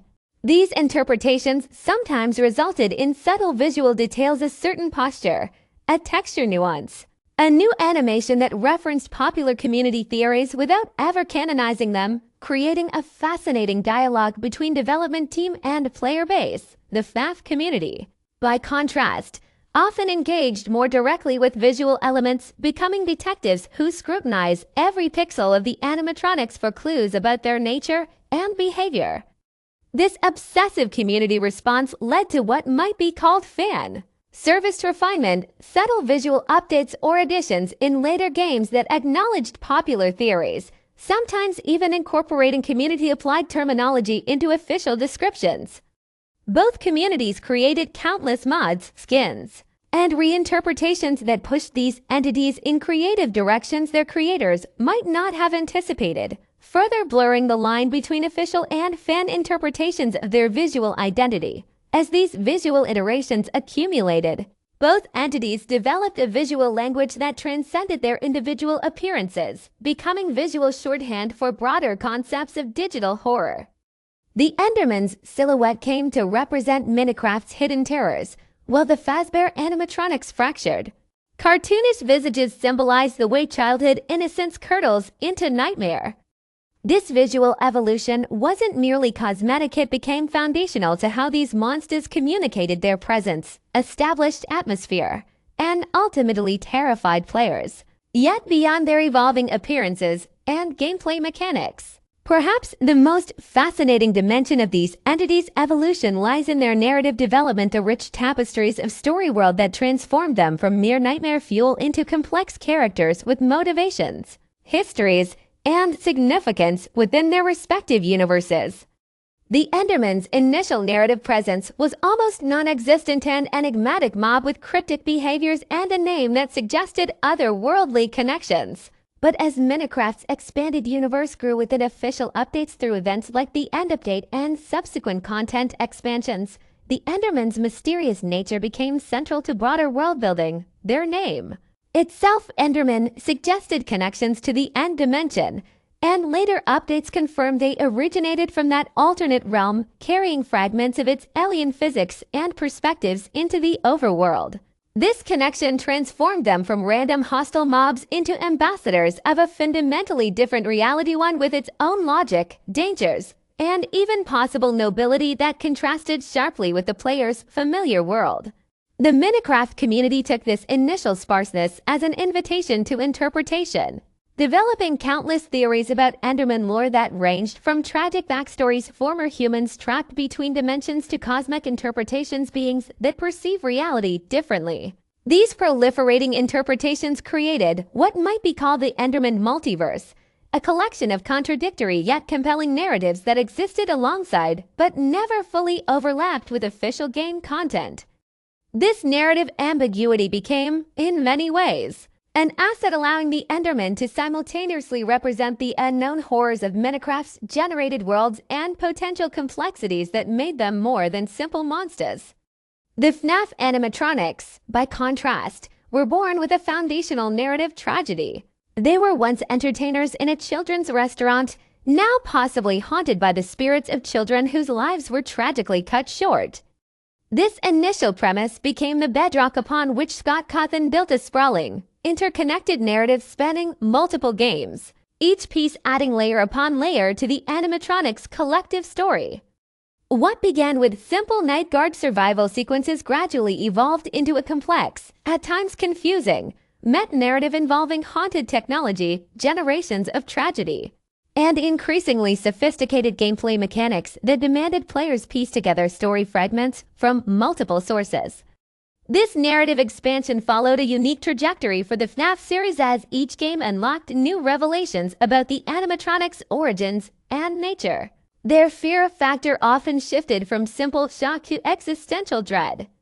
The terror came less from their immediate presence and more from what they represented: the lingering echoes of unspeakable violence, the corruption of innocence, and the possibility that something worse might still come.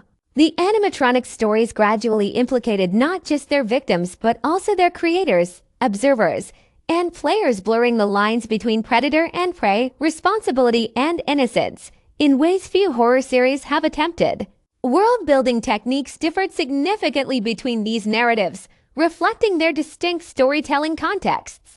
Minecraft's approach remained largely environmental and non-linear, using Enderman behaviors, block distributions, and occasionally cryptic in-game text to suggest deeper meanings without ever fully explaining them. The FNAF universe relied more on traditional narrative progression, collecting pieces of information over gameplay sequences, responding to phone calls with exposition, and increasingly relying on non-game sources, books, lore websites, community resources to stitch together a comprehensive understanding. Both series took advantage of their unique media, Minecraft using its blocky aesthetic to suggest the Enderman's perspective on the world as fundamentally fragmented and unnatural, while FNAF exploited its limited visuals and sound design to make the animatronics feel more present than they actually were. These techniques created a participatory narrative experience where players didn't just witness stories but actively contributed to their interpretation and spread through community discourse. Perhaps most fascinating was how both entities evolved beyond their original creators' intentions, developing metaphorical interpretations that elevated them from simple monsters to cultural touchstones.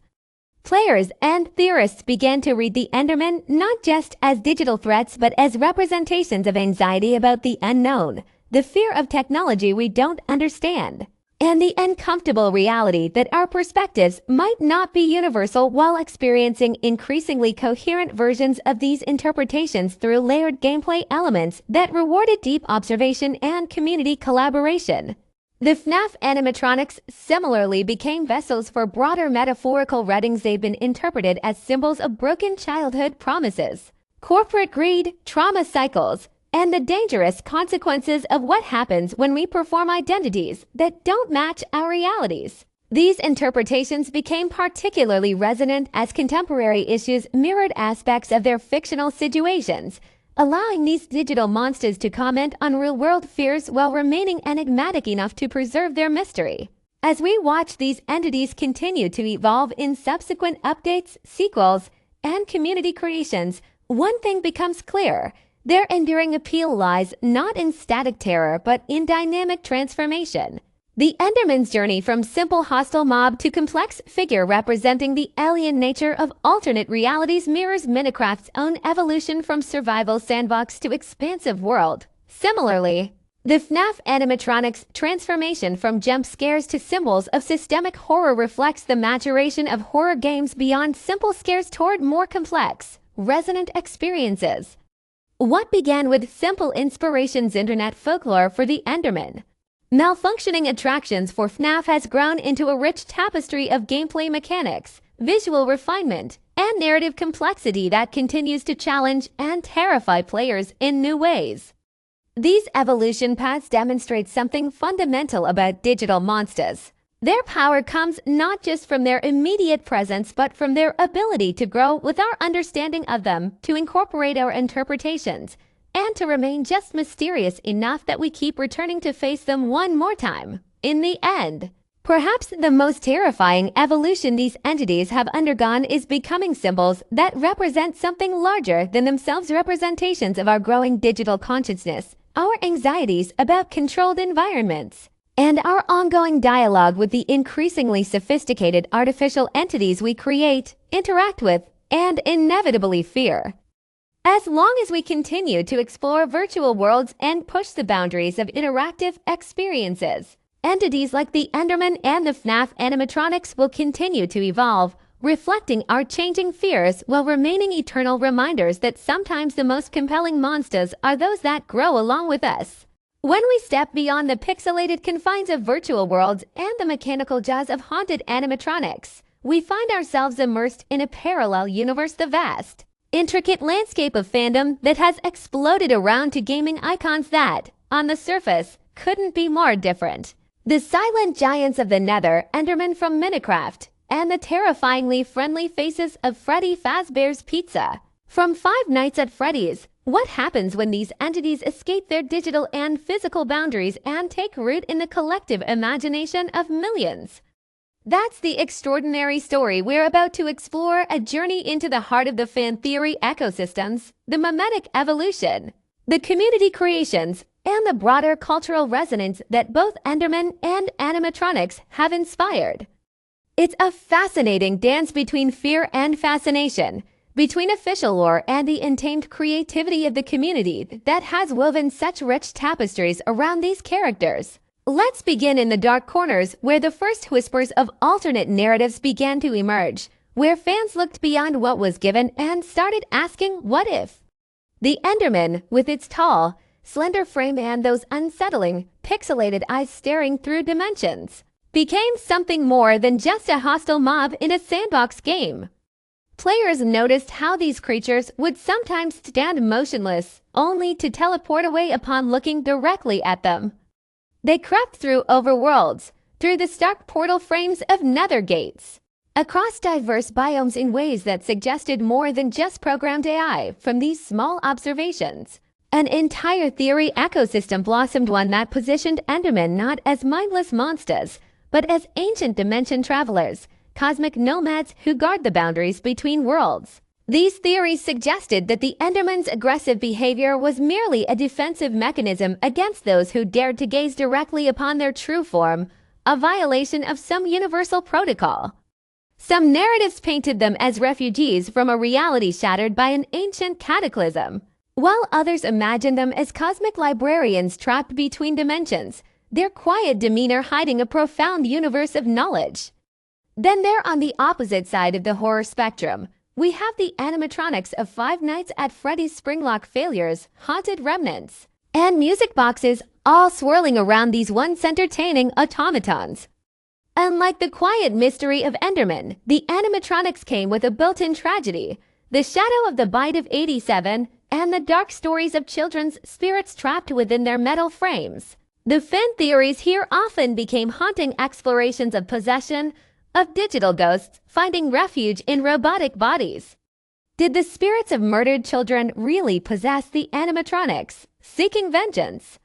Were they merely malfunctioning machines driven by corrupted programming? Or perhaps a terrifying combination of both? As the Five Nights franchise expanded with each sequel, fans began to connect the dots between different games, creating increasingly elaborate timelines and conspiracy theories that would make any detective marvel at their complexity. Whether through meticulously animated YouTube videos or sprawling forum posts, these fan theories evolved from simple speculation to near-canon expansions of the official lore, adding layers of depth to entities that creators had intentionally left shrouded in mystery. The narrative gaps in the original games became fertile ground for community imagination, with Enderman Dimension travelers meeting haunted animatronics in the crossover theories that occasionally emerged, proving that no matter how different their origins, both entities shared a foundational mystery that begged to be solved. What made these theories particularly compelling was how they embraced the inherent ambiguities of their source material while simultaneously respecting the official lore as a foundation rather than a limitation. Enderman theories might build upon their teleportation abilities, but could extrapolate far beyond their programmed behaviors in ways that felt plausible within Minecraft's blocky reality. Animatronics theories could take the established haunted locations as starting points, but might expand them into multi-layered psychological explorations of what it means to be trapped between life and mechanical existence, between entertainment and terror. This creative tension between canon and fan interpretation created a rich ecosystem of meaning-making that kept communities engaged long after the credits had rolled on the original games. As these theories circulated online, something extraordinary began to happen. These once frightening entities started to transform in the public consciousness. What started as genuine fear and cautionary warnings evolved into something else entirely: humor, parody, and the magical alchemy of internet culture. The memes began bubbling up like strange digital fungi in damp corners of the internet, evolving organically as they spread and mutated through the collective consciousness. The Endermen, with their imposing stature and worldliness, became perfect subjects for the internet's favorite pastime, humanizing the inhuman. Their high-pitched suspicious noises were reinterpreted, their awkward running gait became the subject of countless animated loops, and their block-based aesthetic made them naturally suited for the creative chaos of meme culture. Perhaps the most iconic Enderman meme to emerge was the "Do you even lift" phenomenon, which somehow transformed these silent, mysterious creatures into gym enthusiasts asking about one's bicep development. The juxtaposition of a towering, 3-block-high entity from another dimension casually inquiring about someone's workout routine is precisely the kind of absurdity that internet culture thrives on. Animatronics, on the other hand, found their meme identity in those moments of terrifying juxtaposition: the friendly faces against horrific mechanical revelations, the cheery jingles that mask murder programming. Their "It's me" catchphrase became the punchline of countless horror memes, where the seemingly friendly voice greeting the night guard is immediately followed by the unmistakable sound of heavy footsteps and the screech of metal on metal. What both memes reveal is a fascinating transformation in how we engage with horror in the digital age. We used to hide from such entities, but now we bring them into our daily conversations. We share them with friends. We laugh at their absurdities. This transition from fear source to cultural icon demonstrates an important psychological shift once something is thoroughly understood and analyzed. Its power to frighten diminishes, making room for humor and connection. Enderman went from being creatures whose players avoided eye contact within dark caves to friendly workout buddies, while animatronics went from being the nightmarish sounds behind the door to the "It's me" voices that greet us at parties. These memes aren't just jokes, they're symbolic acts of demystification, of community reclaiming control over what initially frightened us most. The strange thing about internet culture is how fast it moves, how quickly something can become a reference point for millions of people who have never touched the original games. Today, the phrase "Do you even lift" when accompanied by an Enderman image is instantly recognizable even to those who have never battled its kind in the nether, just as the sound of a distorted "It's me" will immediately bring to mind animatronics bearing down on them, whether they've experienced Five Nights at Freddy's or not. This is the power of mimetic evolution. These entities transcend their origins to become more than characters. They become cultural archetypes, symbols that carry layers of meaning beyond their initial creation. But the internet's creative appetite goes far beyond just memes and theories. The communities surrounding Endermen and animatronics have birthed remarkable artistic and technological feats that stand as testaments to both passion and craftsmanship. For the Endermen, their block-based pixel aesthetic transformed from a limitation into an invitation to creative interpretation. Minecraft players didn't just battle these entities. They built them, sometimes on a scale that would require hundreds of hours of painstaking effort. Imagine standing before a recreation of an Enderman towering 3 stories tall, constructed entirely with the same 1x1 blocks you might use to build a home in the game. Such creations often become centerpiece attractions in dedicated Minecraft servers, landmarks that draw players from around the world. The technical challenges are significant, creating a sense of scale while maintaining recognizable Enderman features. Finding the right combination of blocks to convey their distinctive dark gray texture, and most importantly, capturing that intangible aura of otherworldly presence that makes Endermen so fascinating to begin with. The community has risen to these challenges with remarkable solutions, resource packs that create custom Enderman textures, shader packs that enhance their eerie aura of mystery, and redstone mechanisms that activate realistic Enderman behaviors. Tutorials have emerged, walking aspiring builders through the step-by-step process of creating their own block-based Endermen, from the long dangling arms to the ominous eyes that seem to follow you as you move around them. The cosplay community has embraced Endermen as well, though with its own unique challenges. How do you create realistic pixelation on fabric? How do you craft limbs that look elongated yet function for movement? Some cosplayers have solved this by creating articulated frames hidden inside fabric sleeves that allow for realistic Enderman movement, while others have embraced the digital aesthetic by creating 3D print designs that capture the exact cubic nature of their design. The result is often fascinating creatures that both look like they've stepped directly out of the game and yet appear at conventions as living, breathing entities. Animatronics represent a different kind of creative challenge altogether. Their complexity is not in their simplicity, but in the intricate details, the moving parts, the illuminated eyes, the realistic fur textures, the music boxes that still play their sinister tunes. For fans looking to recreate these beloved nightmare machines, the technical requirements are staggering. Professional animatronics engineers work for years to perfect the movements that make these characters both terrifying and endearing. Yet hobbyists and dedicated fans have managed to replicate these movements with ingenuity and resourcefulness. The community has developed workshops, forums, and collaborative platforms where animatronics enthusiasts share everything from 3D printing files for eyes that light up sequentially to blueprints for spring-activated jaw mechanisms that can produce terrifying chomping sounds. The soundscape alone represents an art form in itself, the perfect balance between distorted audio recordings and the mechanical horrors that bring these animatronics to life. More than just technical tutorials, these community resources have fostered a collaborative spirit, where experts and novices alike contribute knowledge, troubleshooting techniques, and breakthrough innovations that push the boundaries of what's possible in fan-made animatronics. The results are often breathtaking. Freddy Fazbear costumes complete with moving eyes that track across a room, Bonnie guitars that actually play when strummed, Chica cupcakes that actually pop open, all created by fans with nothing more than their creativity, determination, and the supportive guidance of their online communities. Perhaps the most remarkable thing about these community creations is how they blur the line between creator and audience.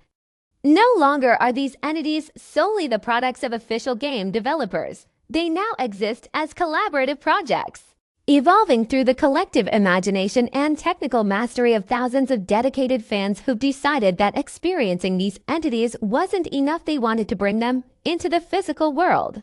And this flood of creative community engagement has inevitably carried these entities beyond gaming circles into the broader cultural consciousness, where they continue to influence, inspire, and intrigue. The Enderman's story in particular has resonated with conversations about the relationship between digital and natural worlds in our increasingly technology-driven society. Their otherworldly nature and ability to move between dimensions have made them perfect symbols for discussing the conflicts and coexistence between digital innovation and natural order. In this interpretation, Endermen become metaphors for technology itself, something that exists between worlds. Powerful yet mysterious, dangerous, but also holding potential for connection and understanding. When we stand before a massive Enderman sculpture in a gallery or watch an artistic short film featuring these dimension-traveling creatures, we're not just looking at characters from a game. We're engaging with a reflection of our own relationship with technology, with the digital realm that increasingly shapes our perception of reality.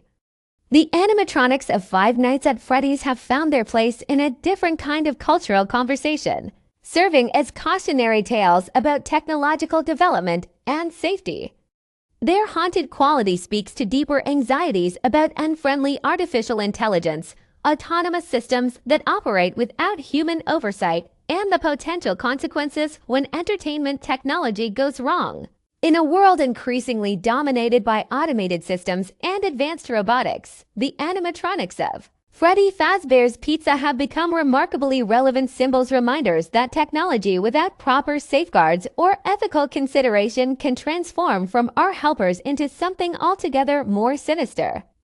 This resonance extends beyond simply being horror elements. They become subjects of academic interest, with researchers studying what specifically makes these particular entities persistently frightening across such a broad audience. The combination of innocent nostalgia and horror, of friendly appearances juxtaposed with deadly realities, creates psychological complexity that fascinates scholars of media and human psychology. Universities have hosted panels analyzing the cultural significance of Five Nights at Freddy's. Psychology departments have examined player responses to the games. And media studies departments have explored how these entities utilize established tropes while creating entirely new ones. But perhaps the most profound demonstration of their broader cultural impact is their appearance in contexts completely divorced from their original media. Endermen have appeared in mainstream advertising, their distinctive silhouette instantly recognizable to millions who've never played Minecraft. They've become internet shorthand for anything mysterious or otherworldly, referenced in everything from webcomics to music videos. Animatronics have similarly transcended their origins, with references to "it's me" becoming common parlance in certain internet subcultures, and the terrifying mask of Foxy appearing in everything from political cartoons to parodies of children's shows. This cross-pollination of cultural references demonstrates something remarkable. These entities from specific gaming experiences have become sufficiently ingrained in the collective consciousness that they function as effective standalone symbols. When a marketing team wants to communicate something unexplainably strange and possibly dangerous, they might utilize the visual language of Endermen. When a satirist wants to represent technology gone wrong or friendly faces hiding sinister intentions, the animatronics offer the perfect shorthand. This mainstream penetration has created an interesting feedback loop, where these entities' presence beyond gaming has introduced them entirely new audiences, many of whom then seek out the original games or videos that inspired such widespread cultural recognition. The university students who analyze these entities in academic settings might become fans themselves, inspired to explore the source material that has generated such serious scholarly consideration. The marketers who reference Endermen in their campaigns might become curious about the game mechanics that made them so distinctive in the first place. This doesn't end with just academic or commercial recognition. Both entities have inspired real-world charity efforts, community art projects, and even conventions dedicated entirely to celebrating their cultural impact. What began as digital pixels and mechanical nightmares in virtual worlds has grown into a rich, multifaceted cultural ecosystem that continues to evolve with each passing year. The journey from game characters to cultural icons has been different for Endermen and animatronics, yet strangely parallel. Both started as terrifying entities designed to elicit fear and caution from players, yet both have been transformed by the communities that embrace them into something more complex, more enduring. They've become symbols, artistic challenges, subjects of obsession, and cultural shorthand entirely separate from the games that birthed them. What does this tell us about the relationship between creators and communities, between official narratives and emergent meaning? Perhaps it suggests that in today's digitally connected world, truly resonant characters don't belong to their creators alone, they belong to the collective imagination that builds around them, transforms them, and ultimately ensures their legacy. As we continue to create new characters and worlds, we might do well to remember this strange alchemy that occurs in the space between official lore and fan interpretation, the space where the most potent cultural icons are born. Whether you're gazing across the nether at an Enderman or huddling in an office as animatronics approach, the experience may just be the beginning of a much longer journey, one that extends far beyond the game and into the infinite possibilities of collective imagination.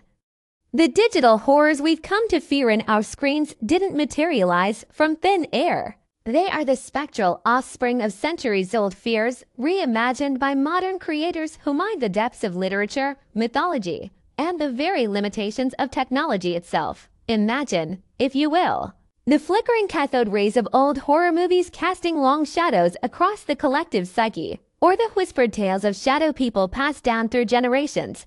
These aren't just background noise for game designers.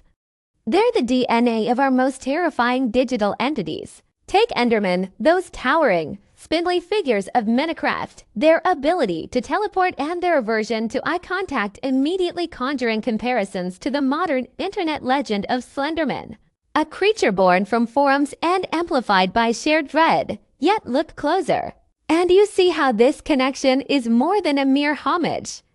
It's a deliberate twist on a lineage that stretches back to the hollow-eyed watchers of folklore, distilled through a lens of digital minimalism. The animatronics of Five Nights at Freddy's, meanwhile, possess a different kind of ancestry, directly channeling the vintage grain of 70s and 80s horror films.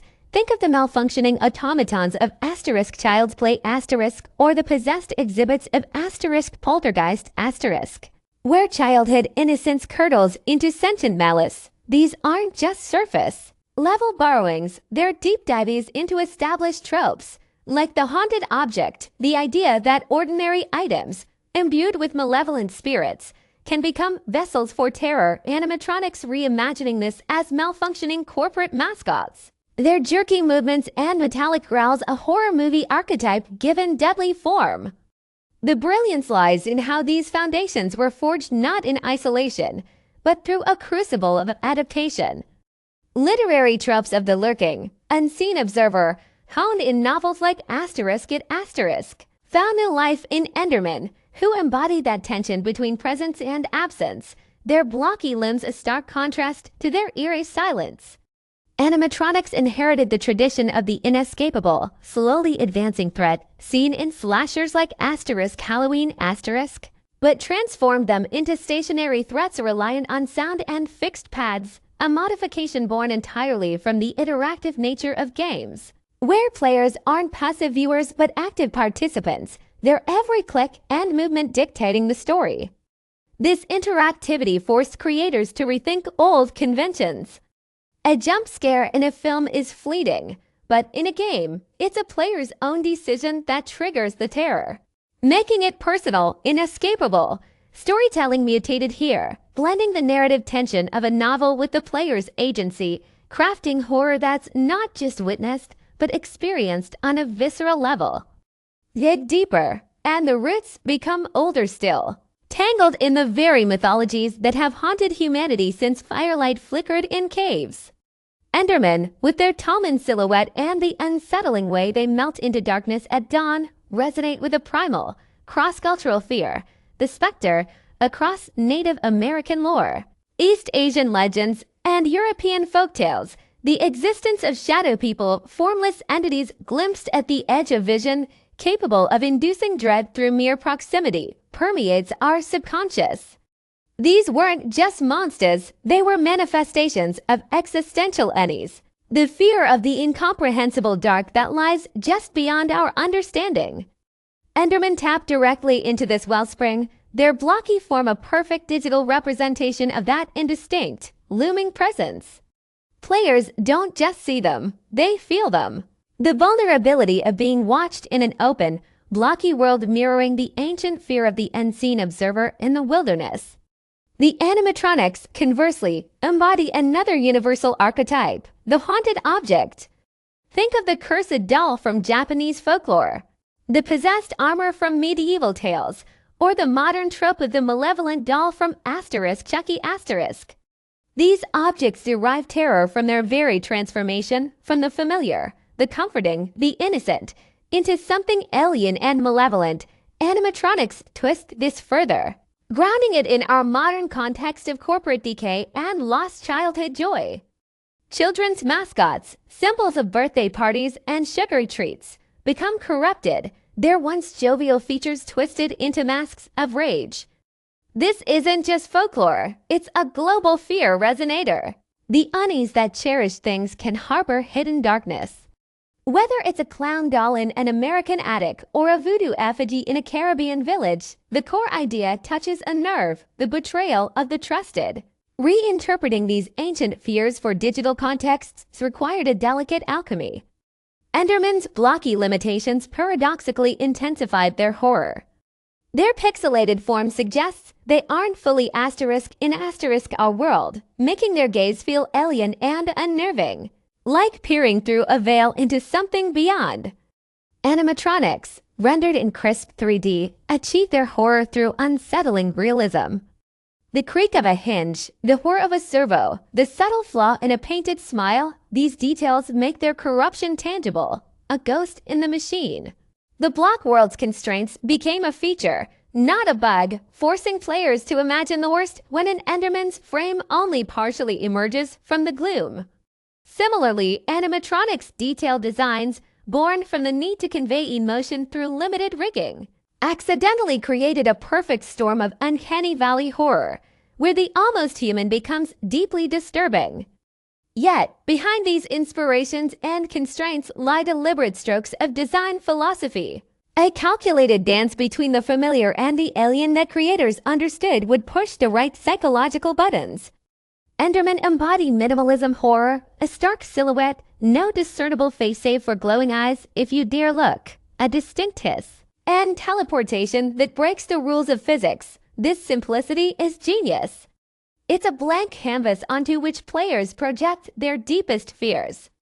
The threat is immediately recognizable: tall, aggressive yet utterly alien in its behavior and origin, creating a perfect balance. Look away, and it might vanish. Look too long, and it attacks. This directly plays with human psychology, the fear of the unknown, the compulsion to look away from something taboo. The design forces players into a state of hyper-awareness, making every step a calculated gamble. Contrast this with animatronics, which thrive on layered complexity. Their horror is a symphony of subtle cues, the predictable audio cue of a nearby footsteps, the escalating tension as the power level dips, the near-impossible task of juggling multiple cameras. They represent the threat of overwhelming, systemic failure rather than an alien entity. The generator's hum fading isn't just a game mechanic. It's a literal draining of security, making the player's own vulnerability palpable. The animatronics designs are intentionally recognizable. Freddy Fazbear's striped suit and top hat are iconic, making their switch to predator persona more shocking. This blend of the familiar, the friendly bear, and the horrific, the razor-sharp teeth creates cognitive dissonance, unsettling players on multiple levels. Crucially, both entities were designed with meticulous attention to player behavior. How do we move? Where do we look? How do panic? Endermen exploit the open-world explorer mindset, punishing curiosity with teleportation traps that turn a mundane biome into a minefield. Their behavior anticipates the player's tendency to push limits, especially when armed with creativity, a bow, a sword, the thrill of the chase. Animatronics turn the player's passive observation against them, encouraging prolonged staring at cameras, a defensive monitoring strategy only to leave the physical front door vulnerable. They weaponize the player's own defensive routines, learning that relying too much on one sense, like sound, can be fatal. The developers understood that true digital horror isn't just about what the monster looks like. It's about how it interacts with the player's instinctive reactions. The unintentional masterstroke was how limitations amplified this. Enderman's blocky animation, born from Minecraft's engine, creates a lurching, unnatural movement that feels deeply uncanny, a figure too tall for its environment, vibrating as if straining to exist in our dimension. The stare mechanic, while simple, creates an immediate, unspoken rule in a game otherwise defined by freedom, a psychological cage built purely by design. For animatronics, the need to run on mid-2000s hardware meant characters couldn't move fluidly, instead jerky, mechanical steps became a signature horror element, emphasizing that they aren't just characters, but asterisk machines asterisk, which horrifies in a different way. The resource management gameplay, managing power, limited vision, was a technical necessity that accidentally became the core psychological driver, turning the game into a masterclass in dread about what you asterisk can't asterisk control and what you asterisk can't asterisk see. So when you next encounter an Enderman in the twilight of a pixelated world, or hear the distorted melody of an animatronic approaching in the darkness of a pizzeria, know this. You're not just facing pixels and code, you're confronting echoes of every shadow you've ever feared, every ghost story whispered by a fire, every moment of vulnerability watching a mechanical toy glitch. The creators didn't just invent horrors, they distilled fear itself, borrowing from Goethe's spectral wanderers and Poltergeist's cursed mannequins, constrained by technical budgets and engine quirks, yet forging something universal and terrifyingly intimate. In the end, the most potent digital monsters are the ones that tap into the oldest fears, proving that when we look into the abyss of our screens, sometimes it's the ancient, collective scream reflected back at us. The horror isn't new. It's just been repackaged with it at user block and a compressed audio file. The moment that first unexpected Enderman materializes in your Minecraft world, there's a primal instinct that kicks in, a sudden awareness that you've stumbled upon something otherworldly and potentially dangerous. The rigid posture, the dark void where eyes should be, and that unsettling awareness of your presence creates a tension unlike any other mob encounter. Similarly, when the security camera feed flickers to life in Five Nights at Freddy's, showing a familiar animatronic slowly advancing through the darkened halls, that same adrenaline rush floods through you because you realize this isn't just another threat, it's a challenge that requires specific knowledge to overcome. There's something fascinating about how these two very different games, separated by genre and medium, both create such profound encounters that demand our immediate attention and adaptation. In the beginning days of Minecraft, players discovered the Enderman almost by accident through a process of trial and error, since the game offered no explicit tutorial on how to interact with these 3-meter-tall teleporting horrors. We remember that first time when you turned and made eye contact, only to have the Enderman immediately attack with ferocious speed, leaving us scrambling backwards and questioning our own movements, wondering what had just happened and how to prevent it from happening again. The game had introduced its Rule 1 that was never explicitly stated through consequence alone, crafting a conditioned response in players that persists to this day. Never look an Enderman in the eyes unless you're prepared for a fight. Over time, this interaction evolved from a source of fear into a fundamental aspect of Minecraft gameplay, where players learn to traverse the world with a constant awareness of their surroundings. A silent mantra playing in their minds: eyes down, shield up, move with purpose, as our gaze drifts toward the dark hallways of Freddy Fazbear's Pizza.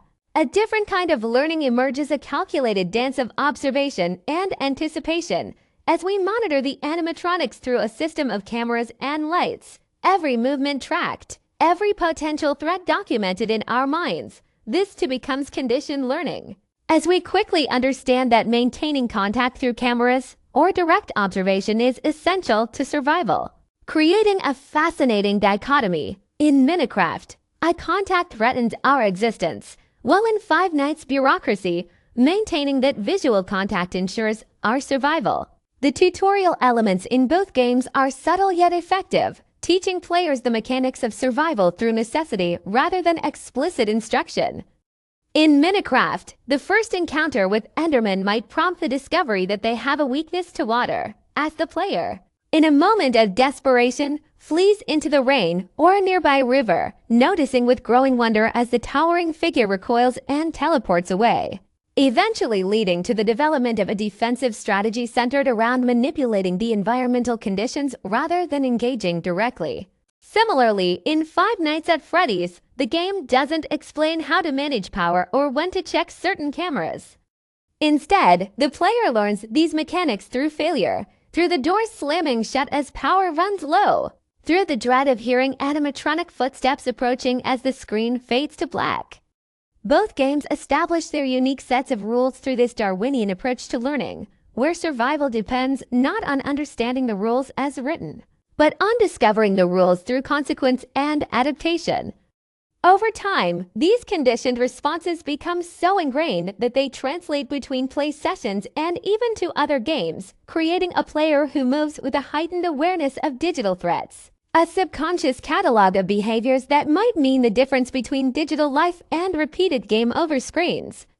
As players delve deeper into these worlds, they develop not just strategies for individual encounters, but entire philosophies for approaching game design itself, recognizing patterns, exploiting mechanics, and developing a sixth sense for when the game is playing with them versus when they're controlling the game.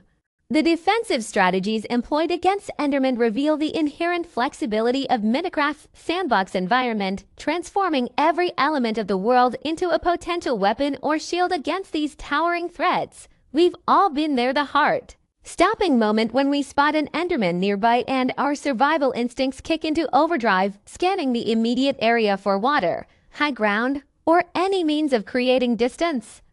Water remains one of the most effective deterrents, as these strange creatures seem to despise getting wet, teleporting away with a hiss at the slightest droplet, creating a natural boundary that players can either exploit by creating moats or simply by ensuring they're caught in the rain during an encounter.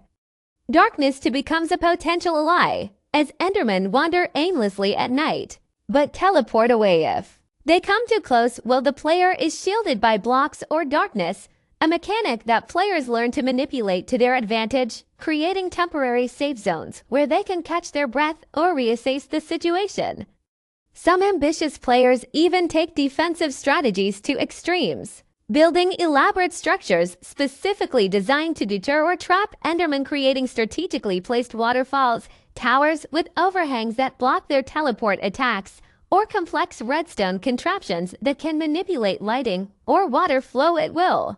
The strategic positioning becomes almost artistic in its precision, as players learn to use the world itself as both canvas and weapon, creating defenses that not only protect them, but transform the encounter from a test of evasion into a spatial puzzle to be solved. Conversely, Five Nights at Freddy's demands a completely different approach to defense, one centered around the careful management of finite resources and information rather than environmental construction. The animatronics aren't repelled by water or darkness, they're repelled by security systems, temporary barriers, and our own monitoring capabilities, requiring players to think like a security guard rather than an architect.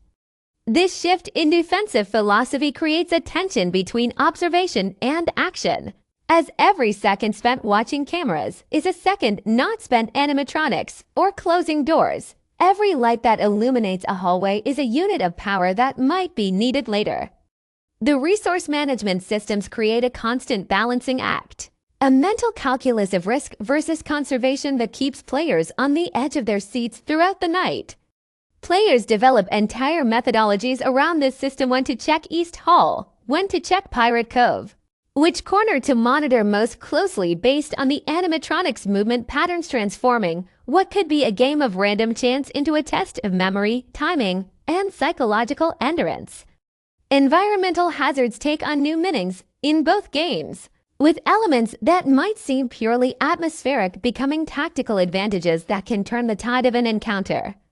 In Minecraft, players learn that thunderstorms create temporary safe havens, as the rain drives Endermen away but doesn't affect their own shelter, allowing them to navigate normally hazardous areas with relative security during specific weather conditions. The day-night cycle becomes a double-edged sword. During the day, Endermen are harmless and even passive, allowing players to move freely through the end dimension once they understand this fundamental rule, while the night transforms the familiar landscape into a potential battlefield where every shadow could conceal a threat. The strategic often involves manipulating these environmental factors, creating personal weather systems or building structures that take advantage of the game's physics and mechanics to create protective frameworks that withstand even the most aggressive Enderman assaults. Five Nights at Freddy's, while less directly interactive, still offers environmental tools that can be leveraged against the animatronics, most notably the Freddy Fazbear mask, which temporarily stuns animatronics when worn, creating vital seconds during which power can be conserved or preparations can be made. Players develop early game rituals centered around this mask, using it strategically at moments of peak threat to create breathing room, or reserving it for those last few hours when animatronics movement becomes most aggressive. The animatronics themselves, while immovable obstacles, create their own environmental hazards through the placement of their attacks. The way they suddenly appear at door frames, the distinctive sound of their heavy footsteps, even the way lights flicker as they approach all become landmarks on the threat landscape that players learn to recognize and react to accordingly. The strategic positioning in both games transcends simple self-preservation to encompass an understanding of enemy movement patterns and the ways in which space can be manipulated to create advantageous scenarios. In Minecraft, players develop counter-behavioral patterns based on Enderman mechanics, the knowledge that they won't immediately attack if you back away carefully, that walking backwards prevents certain attack animations, that the moment they teleport they need a moment to reorient. This understanding transforms encounters from purely reactive to predictively proactive, allowing players not just to survive Enderman encounters but to occasionally turn them into musical or artistic events, where the choreography of movement creates a mesmerizing dance of predator and prey across the landscape. The most veteran players can even trigger, manipulate, and escape Enderman with such precision that what once was a source of terror becomes an element of asynchronous multiplayer.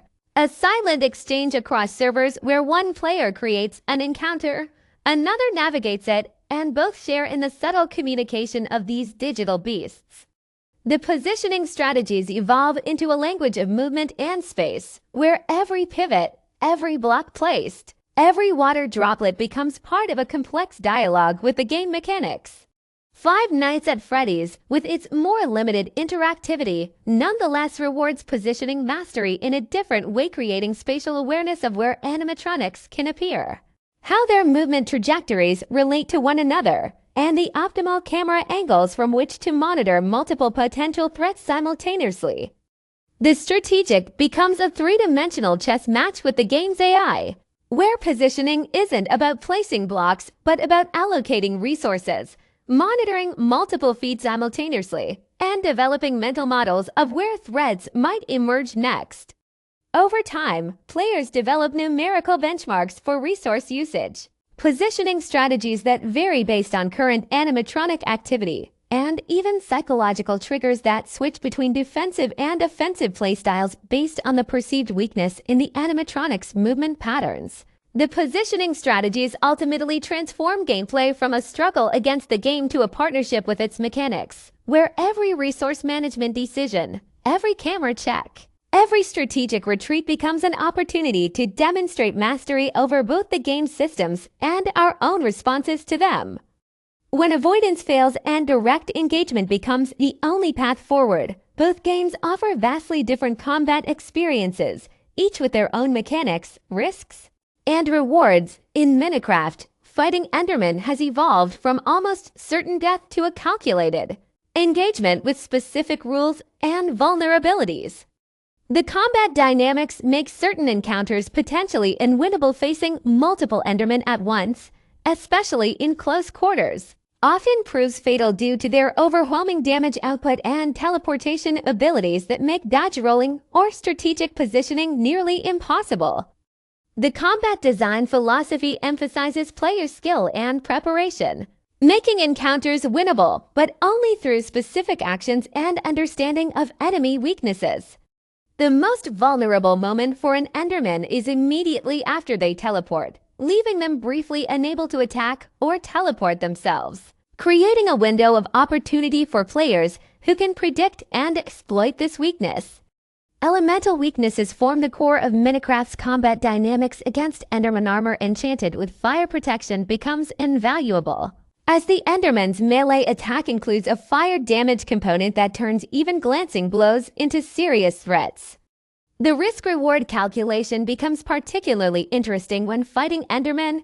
The potential rewards Ender Pearls for teleportation, Enderman Eyes for brewing or crafting are substantial, but the risks descend into madness during the end dimension, the need to prepare specifically for these encounters. The possibility of losing substantial progress if defeated often outweigh the benefits for casual players. This intentional design creates a natural progression where the most dedicated players are rewarded with unique resources, while more cautious players may opt for alternative means of obtaining Ender Pearls through trading with priests or finding them in rare temple chests. The complete invulnerability of animatronics to traditional combat in Five Nights at Freddy's represents a stark contrast to Minecraft's approach, creating a fundamentally different dynamic where victory isn't achieved through confrontation, but through outlasting your opponents.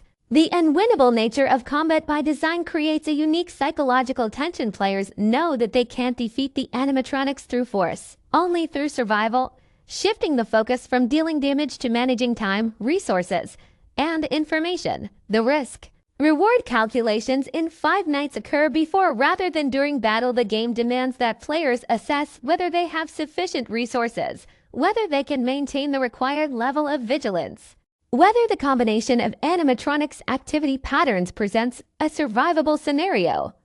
The design philosophy behind these unwinnable encounters creates a different kind of engagement, where failure becomes an integral part of the experience rather than a sign of inadequacy. Players enter each night knowing that ultimately the animatronics will win, if only through attrition.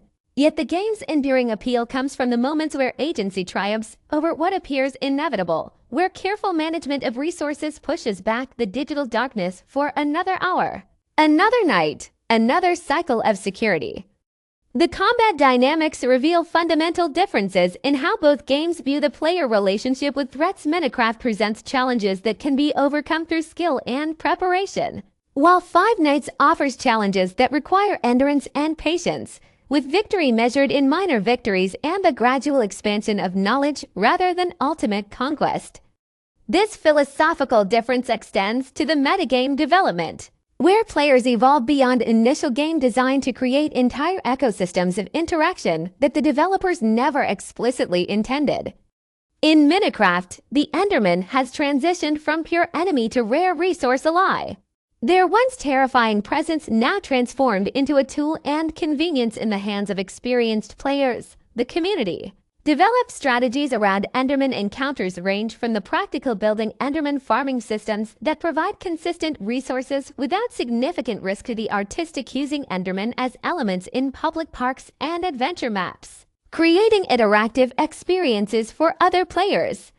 The long-term engagement systems maintain interest through varied encounters by continually introducing new mechanics, biomes, and contexts in which to interact with these familiar threats. The Minecraft community has even developed a coded language around Enderman behavior, with players sharing specific spawn rates, teleportation patterns, and defensive strategies that evolve with each major update, creating a living repository of knowledge that grows collectively. Similarly, the animatronics in Five Nights have expanded beyond their original role as jump scare sources to become characters with surprising depth and narrative significance in the larger Five Nights universe. Community strategies have emerged that exploit specific game mechanics, precise timing for door closing, understanding frame-perfect camera positioning, even discovering voice lines that influence animatronics' behavior. These strategies, born out of obsessive analysis and community testing, transform what could be a game of chance into a test of precision and knowledge, where an experienced player can navigate nights that would overwhelm newcomers. The long-term engagement in Five Nights at Freddy's comes not from combat variation, but from narrative expansion. As each new game reveals more about the animatronics backstory, the mysterious events surrounding the pizzeria, and the psychological horror underlying what initially seemed like simple survival mechanics. The metagame development transforms both experiences from games into cultural phenomena, with players sharing strategies, creating content, and even building entire communities around the mastery of these digital threats. This transformation represents, perhaps, the most compelling aspect of player interaction with both entities: how our collective engagement turns potential enemies into tools, symbols, and even allies within the game worlds we inhabit. The evolution goes beyond simple strategy to encompass a relationship with these digital entities that mirrors our relationships with real-world challenges, learning their patterns, honoring their rules, and finding ways to cooperate with systems that might initially seem adversarial. The most dedicated players develop an almost intuitive understanding of these entities, recognizing their digital mannerisms with the same familiarity one might develop for a wild animal that regularly visits their territory. The boundary between player and game blurs as this game knowledge becomes integrated into the foundational understanding of what these games can be, creating ever-expanding playgrounds for those willing to look beyond the surface mechanics and embrace the deeper, more complex systems that emerge from our collective interaction with these virtual worlds. The narrative arc of encounter with both Endermen and animatronics ultimately tells a story about adaptation, transformation, and our ability to shape even the most intimidating digital challenges into opportunities for creativity, mastery, and connection.